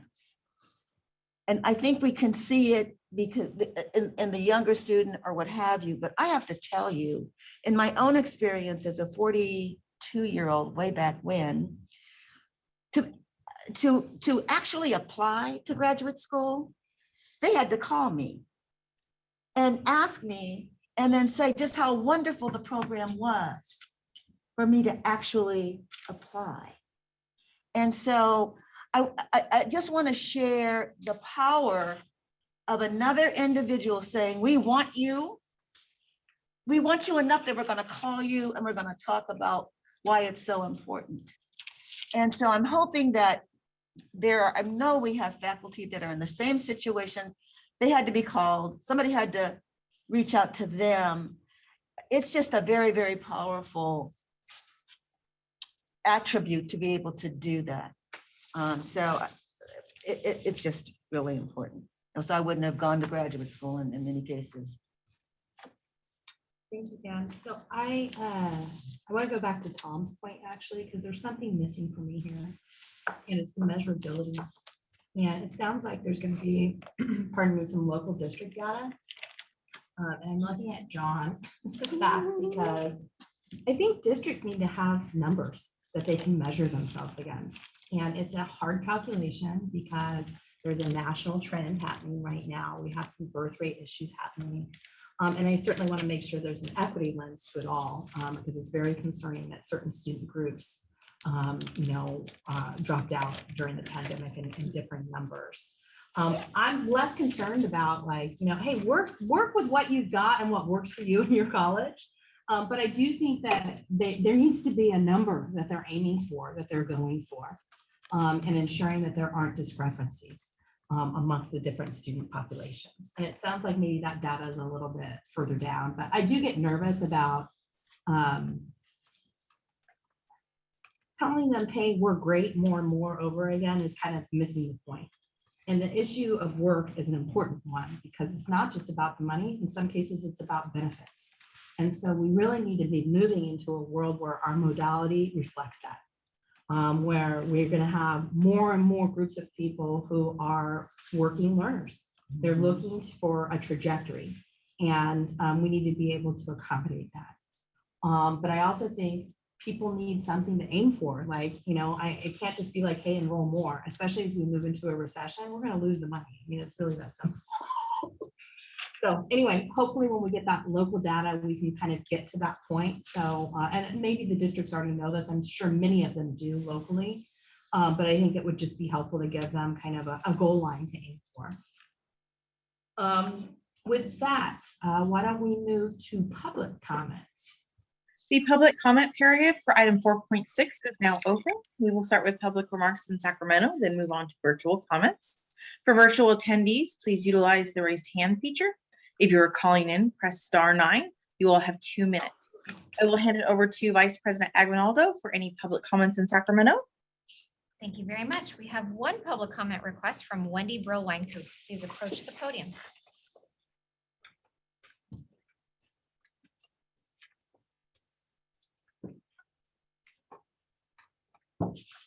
Sorry, I forgot to put my jacket back on. You get me casual. Good afternoon. While COVID deeply impacted our enrollment, we must remember that we have lost 1 million students over the past 15 years. We have experienced declining enrollment for a while now, and our faculty and our districts have been working very hard to remedy it. Over this period, our students have faced the ever-increasing burdens of supporting their basic needs, and we all have more work to do. We must recognize that legislative mandates have also impacted our enrollment. We now offer less variety of courses, removed repeatability, and limited our mission, and therefore our enrollment is facing some headwinds that are entirely outside of our control. This should be part of the equation as we think about how to reverse our enrollment trends. Finally, decreased enrollment with healthy state budgets has increased our per student funding. This isn't the way any of us wanted to increase our per student funding, but it's important to note that we can now invest much more in each student than we did a decade ago. Increased per student funding is a good thing, and it's critical for our equity work. It is inequitable, that our system, which serves the most diverse and underserved students, is consistently far behind the other systems of higher ed. 30 seconds. As a system, we must argue that our per student funding should only go up from here, as our students shouldn't be penalized for enrollment challenges outside their control. Thank you. With that, do we have any virtual comments? We do. We have one hand raised. Joshua Hagan, you have control of your mic and can address the board. Thank you. Good afternoon. My name is Joshua Hagan. I am the Director of Policy and Advocacy with the Campaign for College Opportunity. I'm providing comment today to express our gratitude for the urgency with which the Board of Governors is responding to the troubling trends in student enrollment and persistence. As Chancellor Gonzalez mentioned in her presentation, the Campaign for College Opportunity recently released our report, Illuminating Innovations, Protecting Student Enrollment at California Community Colleges Amid a Pandemic. This report outlines the racial inequities that are intertwined with this decline in enrollment. Our report finds that enrollment in the community colleges fell by 19% from fall 2019 to fall 2021, with losses in enrollment disproportionately concentrated among Black and Latinx students. Gender disparities are also illuminated. Enrollment for Latino men dropped by 22% compared to 15% decline for Latina students. For Black students, enrollment fell by 22% for Black men compared to a 19% decline for Black women. All of this is compared to a 17% decline for white men and a 16% decline for white women, underscoring a need to be explicit about both race and gender in the system's response. This report also provides a campus-by-campus analysis of enrollment changes from fall 2019 to fall 2021, and documents promising strategies employed by community college campuses where the loss of Black and Latinx students was kept to a minimum. To provide a very extremely simplified summary, colleges who employed an explicit focus on racial 30 equity seconds. in access and student success outcomes for underrepresented student population, colleges who leveraged upgraded technology and disaggregated data, and colleges who deepened collaboration within their institutions and with external partners were best suited to address the enrollment and persistence challenges faced by their campuses. We look forward to partnering with the Board of Governors and the Chancellor's Office on this important endeavor and to advancing creative solutions to improve student enrollment and persistence. Thank you. Thank you. President Costa, there are no other hands raised. Great, thank you so much. Okay, with that, I will entertain a motion. Move. All right. I have Second. Epstein and Rawlings. Is that, will you please call the roll? Hildegard B. Aguinaldo. Aye. Darius W. Anderson. Yes. Amy M. Costa. Aye. Joshua N. Elizondo. Tom Epstein. Aye. Felicia Escobar Carrillo. Aye. Selena M. Grande. Aye. Pamela Haynes. Aye. Kevin J. Hall. Aye. Lieutenant Governor Eleni Kunalakis. Aye. Paul Medina. Aye. Jennifer L. Perry. Aye. Bill Rawlings. Aye. Roy Shabazian. Yes. Valerie L. Shaw. Yes. Blas Villalobos. Aye. President Costa, the motion carries. Awesome, thank you so much. I do also want to acknowledge we have two very distinguished guests with us today, our committee consultants for the Senate and the Assembly. Thank you for joining us. With that, let's move on into the information and report items. We have 5.1. I do want to note for the presenters, I feel bad, Mr. O'Brien, we always say this, but we're running short on time. I know that you're very good at working under deadlines and pressures.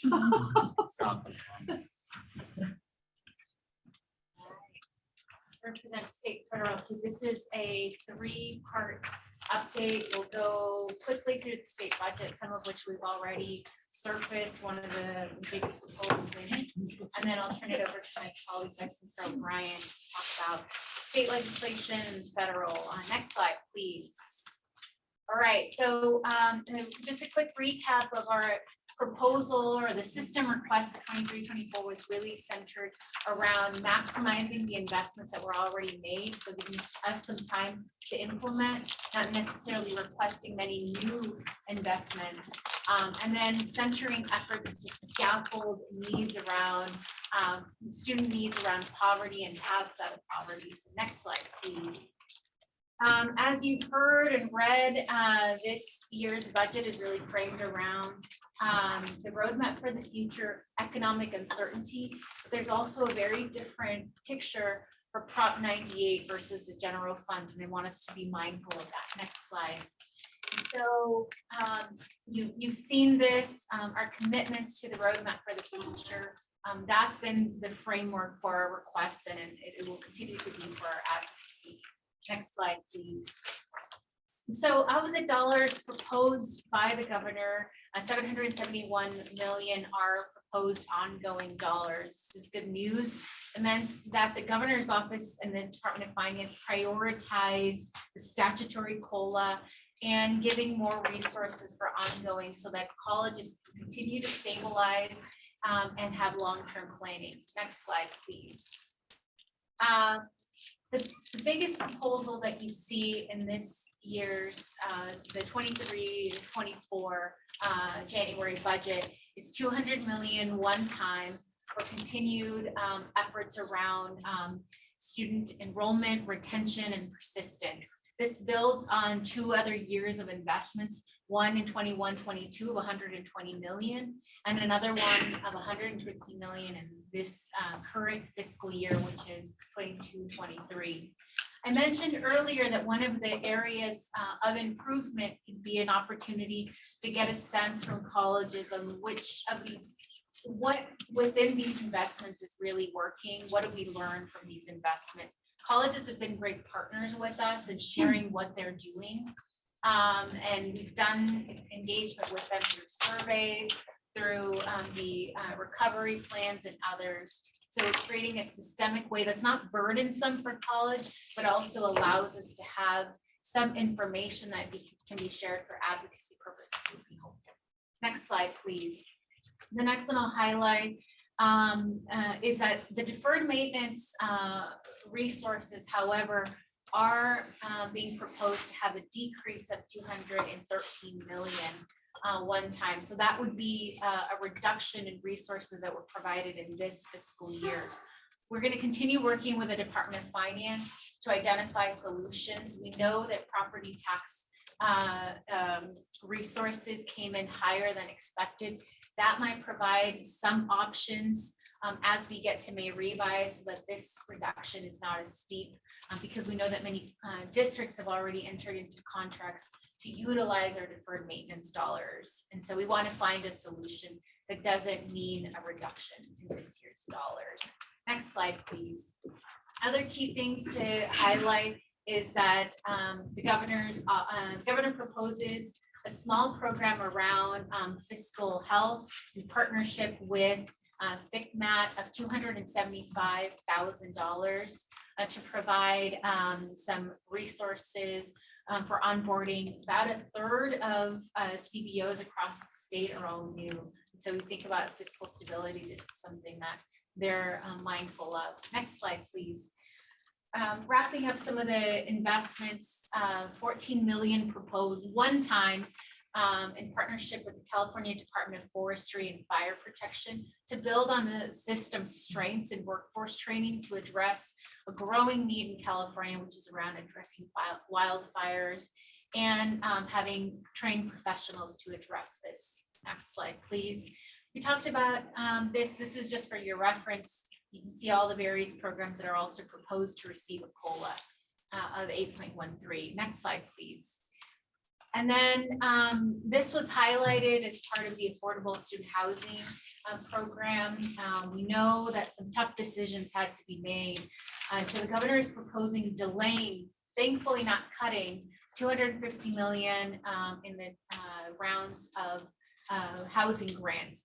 So the rounds would look like for the 23-24 would be 500 million instead of 750 million. And then they're adding a fourth round of 250 million all one time for construction grants, which is now the focus. There's no plan for planning grants at the moment. Next slide, please. And then other pieces that are included, not as a proposal, no expected trailer bill language or statutory language around this, but really more of an emphasis of areas that the governor is looking to focus on is partnerships around dual enrollment and service learning, and what we can do to work with California Department of Education, local districts and others to expand enrollment opportunities. And then as part of that, requesting that colleges consider service learning as well. All right, next slide, and I think I'm gonna hand it over shortly. Yeah. Sure. The governor's budget proposal does acknowledge Cal Grant reform. Board members, you may recall that last year, after many years of advocacy by student-led organizations like the SSCCC, as well as this office, which was the only one of the 3 higher ed system offices to really support and put our advocacy behind equitable Cal Grant reform and financial aid for California students. The governor did sign a trailer bill language enacting what was called the Cal Grant Equity Framework, modernizing the Cal Grant program, expanding it to become a full entitlement for all community college students. All told, we estimate that this will roughly triple the number of California community college students eligible for a Cal Grant, as well as put some other measures in place that we've been advocating for a long time, like an inflationary adjustment to the Cal Grant. That goes into effect in the 2024-25 academic year. Financial aid's a little weird. You may recall some of our more esoteric discussions on this, but it's always kind of like a delayed by a couple of years because of the fact that it's applied for a year in advance and had to be aligned with the FAFSA modernization that the federal government is going through. So all of that meant that Cal Grant reform, the Cal Grant Reform Act, goes into effect in the 2024-25 fiscal year if there's legislation available in the budget or a resource available in the budget. President Costa may be referencing that the Department of Finance is to determine in the spring of 2024. Yeah, So I this just year's, have a question, yeah. David, which is all the triggers also happen in 2024, and the trigger is that all caseload, all enrollment. It's like an all or nothing trigger, and so that's clearly different than when this was passed. So Yes. talk about that. Well, a lot depends on the economy, state revenues, and some of the other proposals in the governor's budget. But from our perspective, this will continue to be one of our top advocacy priorities. It's a little bit unusual in that when we go to those meetings, walking the halls this year, we don't have an ask per se on this because there is no item in this year's budget on Cal Grant reform. There is no bill this year. But what we will be asking legislators to do and other policymakers and partners like we know SSCCC will do is to really sort of keep this item in their hearts and the students in their minds for next year. This was something that was fought for many years and that is critical to the continued success of our students and to meeting those roadmap goals is our students having adequate access to financial aid. So when the time comes, we will, next year, next spring, we will need legislators and members to cast that vote to support Cal Grant reform. Yeah, sorry. Next slide. All right, these are just, we'll go through these really quickly just for reference in the interest of time. Next slide, just where our messaging is really going to be around sharing the actions that our system has taken around enrollment, what we've done and what we will continue to do. One of the commitments within the roadmap to the future is around reducing excess student degrees. So that is something we'll continue to look at. Next slide, please. Just where we are in the process, very early, and we'll continue to keep you posted. And then on the final slide around budget updates, just next slide, is just where you can find additional resources. We release every year, we release joint analysis at various stages in the budget process. So next slide. Where you can find that is on the budget news page. The next version will come out in February, shortly after trailer bill is released. That will move to the state budget or the state update. Great, thank you. Next slide, please. All right. So since the board last met, the legislature has reconvened for the 2023-24 session. You may recall from our update last time that there was a significant number of new members of the legislature. More than 1/4 of the membership of the entire legislature is new. I believe it's the largest or one of the largest freshman classes the legislature has ever had. And that's created some sort of unique circumstances around our advocacy and needing to sort of get to know a whole new class of legislators. As President Costa alluded to, we're very pleased and fortunate to see that some of the amazing staff and committee consultants remained in their positions. But as of now, the bills have really only just started trickling in terms of newly introduced bills. These slides may be a few days out of date. I could be lifetime fact checked by my colleagues behind me in the first row here, but we are tracking 15 bills with an impact on higher education, of which only 7 are classified as tier 1 bills, which is our highest priority bill. That will ramp up significantly over the next 4 weeks in the lead up to February 17th, which is the bill introduction deadline. We're still sort of working with, members, staff, consultants, and others to convey that our system has taken on a lot of new initiatives and programs and mandates in recent years, and that our general sort of sense of priorities is to keep those, new programs, new mandates, new initiatives for the system at a minimum this year while we work to implement those that have been enacted the last couple of years through the budget and legislation. But we'll continue to engage with legislative partners. Policy committee hearings we do anticipate will begin in March. As always, our Chancellor's Office Government Relations website has our full legislative matrix of all legislation we are tracking. Next slide, please. Committee memberships have been announced by both houses. And so we have new leadership. You may recall the discussions from last year about how with the turnover in the legislature, we lost a couple of our biggest champions in our committee chairs. But we're very pleased to see more higher ed champions and community college champions taking their place. The Assembly Higher Education Committee, which is the main policy committee with which we engage in the state assembly, has Assembly Member Mike Fong, former Los Angeles Community College District trustee, named chair, and Assembly Member Tri Ta of the city of Westminster named vice chair. Next slide.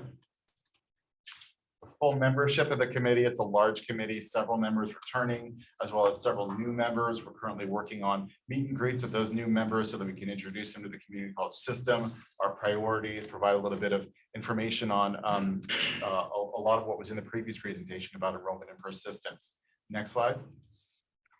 On the Senate side, we work primarily with the Senate Education Committee, which has a new chair, Senator Josh Newman of Fullerton. Really looking forward to meeting Senator Newman, as well as the other new members of the committee, Senator Scott Wilk, who's reappointed to the committee after some absence. Next slide, please. Just to give you a brief overview, and this is kind of just like a representative sample, a cross-section of some of the various topics that's been introduced thus far in legislation. We've heard a lot about the student loan relief, President Biden and Secretary Cardona's proposal that's currently held up in the courts. But if that does go through, if you remember from prior experiences where student loan has been forgiven, or if it's happened to you personally, in a lot of cases, forgiven student loan debt is treated as taxable income. There's only so much California can do about that in terms of federal income tax. And by only so much, I mean pretty much nothing California can do in terms of federal income taxation of that. But on the state side, Chairman Fong has introduced legislation to exclude that loan debt relief from being considered taxable for state income purposes. We have legislation that our San Diego and Imperial County colleagues have introduced having to do with what's sometimes called cross-border scholars, which refers to students that reside in Mexico but take classes across the border in San Diego or Imperial counties, and ensuring that there's exemptions from the non-resident tuition fee for some of those students.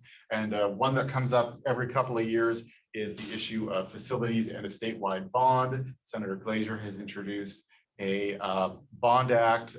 There were a couple of bond bills introduced in the last session, one of which was for all of higher education, CSU, UC, and community colleges, one of which was for K through 14. So community colleges, K-12. We're happy either way, as long as our colleges and facilities get an equitable share of the funds. That's just kind of, that's by no means comprehensive, just to give you kind of an idea of the cross-section and variety of subjects we're already seeing legislation.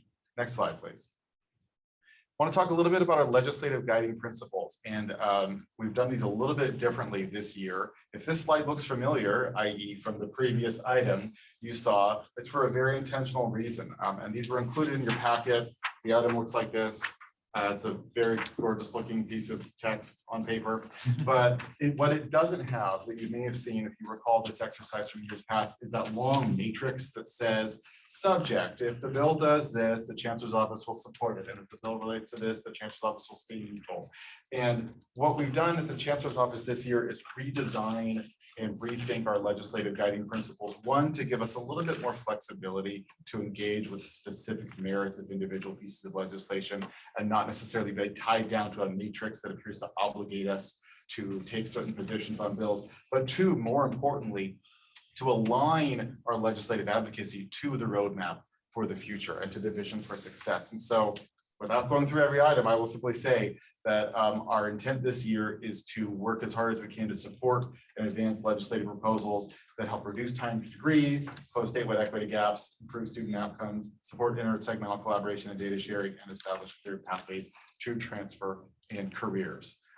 This approach, we think, allows us a little bit more flexibility and maneuverability to engage directly with the merits of individual legislation, as well as to ensure that we're keeping our focus on the roadmap and on that 70% goal by 2030. Next slide, please.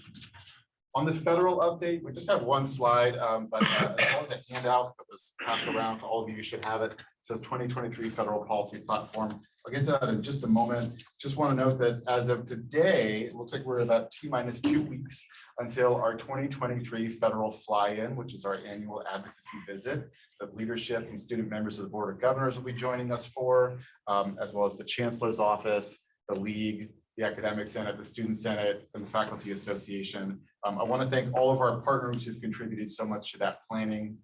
If you've done these in the past, well, if you've done them in the past 2 years, you've experienced them virtually, as you can see from this lovely screenshot that I don't know about all of you, but I never want to see my face in one of these screenshots ever again, because it's much more effective when we can be in our nation's capital, talking directly with members of Congress face to face and advocating for our students and our colleges. So that's what we'll be doing in a couple of weeks, as well as aligning with the National Legislative Summit that our national colleagues put on. Just as a reminder, I think we covered this at the November meeting, but we do of course have a new Congress this year. We have a slim Republican majority in the House of Representatives. Dr. Virginia Fox has been named chair of the House Education and Workforce Committee. It will be interesting because with Democrats having a narrow majority in the Senate, we will have a fairly conservative Republican House Education Committee, and then the Senate committee that deals with education, which is called Senate Help, is led by a senator you may have heard of named Bernie Sanders from Vermont. So it'll be very interesting to sort of compare and contrast those two. But what we'll be discussing on that trip is our federal policy platform here. I won't go through it in detail. I will simply note the major headline items, because this is very similar to our prior federal policy platforms. But at the federal level, our advocacy will be focused, overarching, prioritizing affordability and basic needs to increase student success, including, for example, the issue of federal work study, which has been a major topic of our advocacy in recent years, supporting the diverse needs of our community college students. We're really strongly advocating for our undocumented students in particular. A solution on the DACA issue would be very nice at the federal level. Comprehensive immigration reform remains the goal, as well as career and workforce investments, including reauthorization of what's called WIO, the Workforce Innovation and Opportunity Act. So that'll be the focus of our federal advocacy, as well as some events we'll be doing there. Want to just once again thank our partners. I'm going to name them again if I may. The League, the Student Senate, the Academic Senate, FAC, as well as Los Angeles Community College District, who are joining us as we speak with one voice on federal advocacy issues. All right, that concludes the presentation. Happy to take Thank you. I questions. always feel like you're the micro machine guy. Very fast. Thank you. Board members, any comments or questions? Yes. First, thank you to Chancellor's Office staff for your work and also for the Governor's Office for the January proposal the way it is. Could have been a lot worse. So, and also just wanted to go back to this item on the federal platform about federal work study.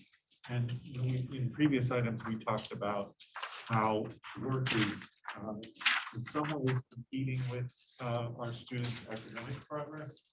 And to the extent that we can get that federal work study to cover a larger number of our students so that they do have part-time employment, but it's on the campus in a place where the employer is sympathetic to their educational goals, and also that they develop a sense of belonging there on the campus, being employed there, and also just having an access to a network of people who work for the college and understand the sometimes challenging ways that students need to navigate and can help their coworkers to navigate the educational supports that are available to them. So glad to see that that's in there, and let us know what we can do to help make some progress on advocating for that. Yes. This might be kind of a crazy question, but they're crazy times.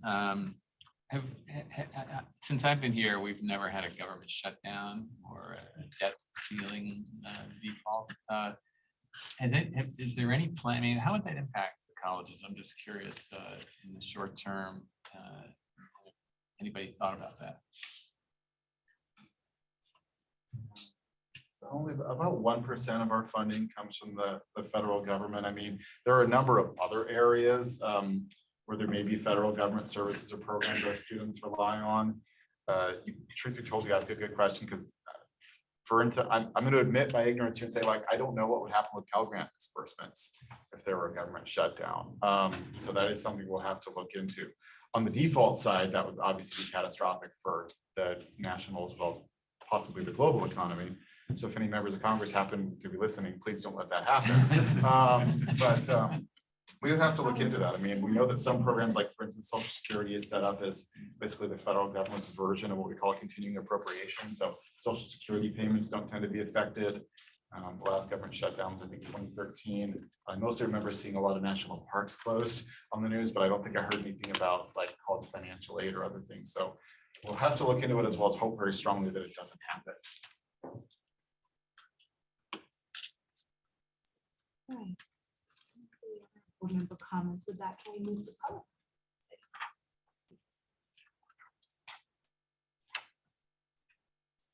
The public comment period for item 5.1 is now open. We will start with public remarks in Sacramento, then move on to virtual comments. For virtual attendees, please utilize the raise hand feature.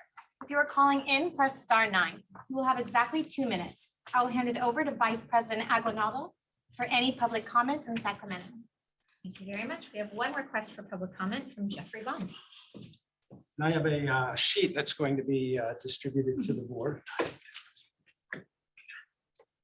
Good afternoon, Chancellor Gonzalez, President Costa, Vice President Aguinaldo, and members of the board. First, I want to acknowledge the leadership of President Haynes during her tenure as board president during a time of many systemic challenges. And second, I want to thank Member Shaw for her service and leadership. She was an extraordinary partner and advocate for students, and who has now also become a friend. And I also want to praise Vice Chancellor Navarrete and Vice Chancellor O'Brien, who do an exceptional job advancing the system's priorities. 2 weeks ago, Governor Newsom also demonstrated visionary leadership in recognizing the extraordinary challenges our students face. Costs are out of control. And one area he has made a particular and extraordinary investment in is in textbook charges. And you can see by his presentation, we want students to graduate from college debt-free. And a component of that is the cost of instructional materials. And he has allocated, and the legislature supported, $115 million for a zero textbook cost degree pathway program.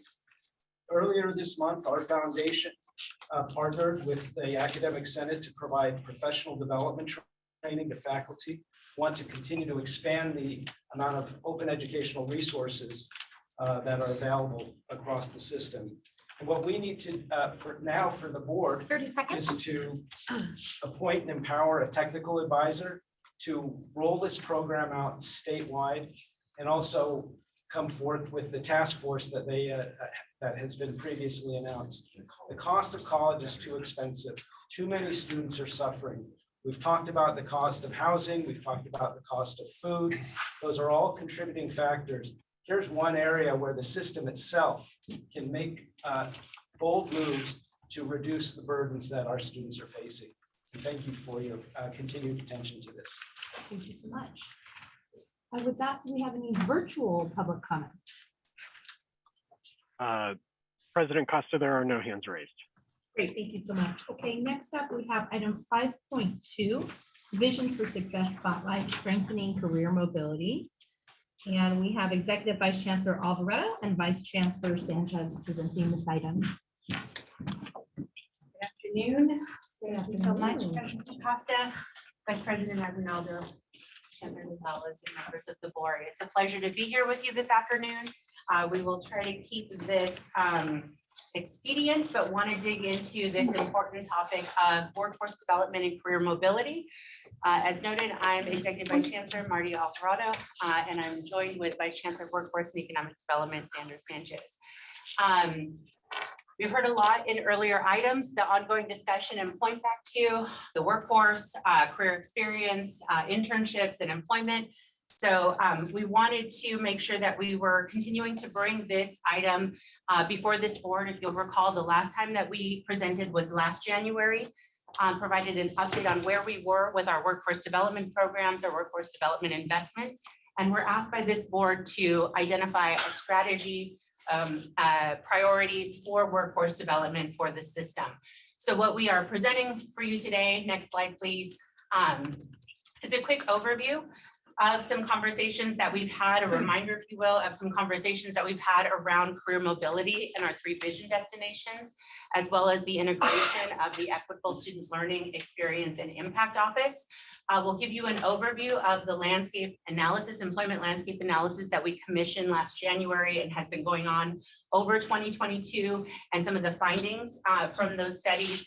And then lastly, end with an overview of our priorities, the recommended priorities for continuing to evolve our workforce development and economic development investments. So with that, next slide, please.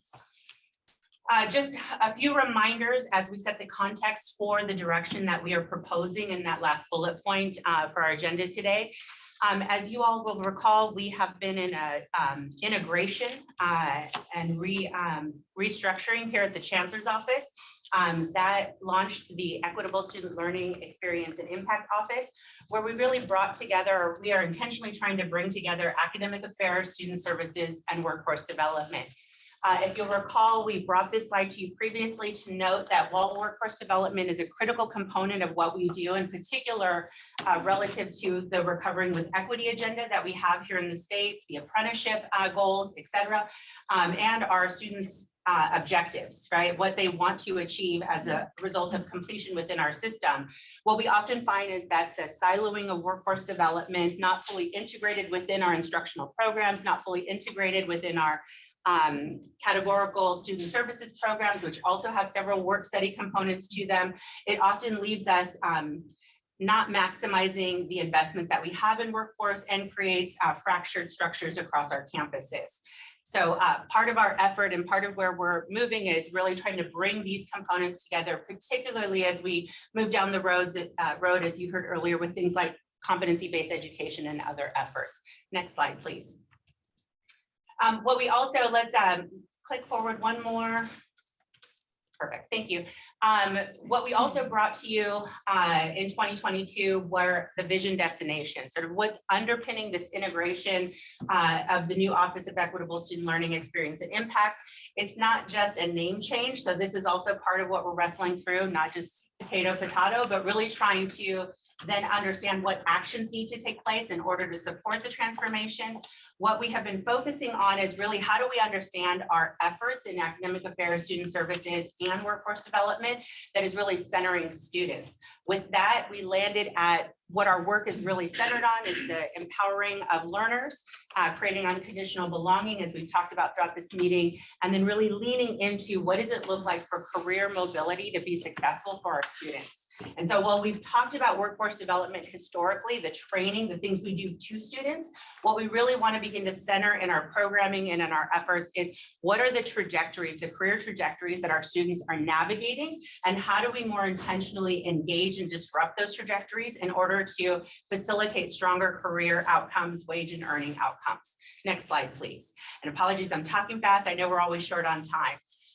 You all have seen this visual previously on a handful of occasions. Again, I want to reground the conversation in the new economy, right? Students across the board, whether they're new high school students or just graduating high school students, or whether they're returning adults, they are navigating a new economy that requires that they learn, unlearn, and relearn on an ongoing basis. The quote on the right-hand side of my right-hand side of the screen really talks about that that's the new concept of illiterate in the 21st century, is really being able to master the art of being a learner, which is what that red squiggle line in the new economy really denotes, that individuals will be navigating the economy, both engaging in the workforce while they have to relearn, recondition, and then re-engage in the economy. This is really what we are trying to set our institutions up. As we've noted with this board previously, that's an evolution and a trajectory. It's not a final destination, and it's not going to happen overnight. So part of what we want to emphasize is that in the strategies we're moving forward, we are trying to make progress in that direction while recognizing we have to serve students where they are today and within the structures that we have today. Next slide, please. Lastly, in terms of context, I won't go into all of the context on this slide, but what we really wanted to highlight here is that traditionally within our workforce development structures within our system, we have talked about career ladders, right? This idea that individuals move up a particular career ladder within a particular sector. Over the past decade or so, we've introduced lattice, this concept of lattice, where you might move between sectors, but it's still sort of linear, even though it may shift to the right or left. What we're seeing in the economy and in the workforce, particularly as we've ramped up remote employment, are alternative ways of engaging with the workforce and alternative ways in which employers are trying to meet the workforce demands of their companies. You see on the screen here, agency, outside, inside, reset. What they are referencing are different ways in which the workforce is being constructed that our system is not fully prepared to meet the demands of.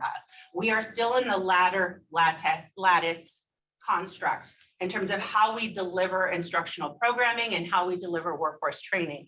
Part of what we have to be moving towards is understanding how does our instructional programming and support services need to adapt, whether that's through apprenticeship and internships or through our curriculum programs and curriculum approval processes to really be able to meet the new demands of the workforce sort of in high level represented in some of these additional concepts. Again, I won't go into the details here. You have referenced these slides and the study is noted at the bottom of the slide deck. But this is some of the work that we have to continue to do across our system to really ensure that we are moving in the right direction and evolving our workforce infrastructure. Next slide, please. So with that context, we want to highlight the landscape and employment landscape analysis.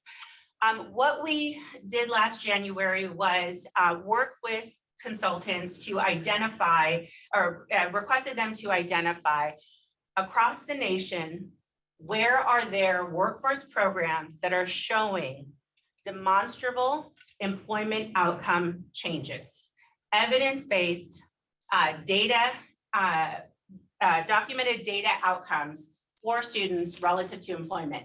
And I emphasize that because part of what we see often is a lot of campaigns for workforce development or employment, but not necessarily a clear correlation between those efforts.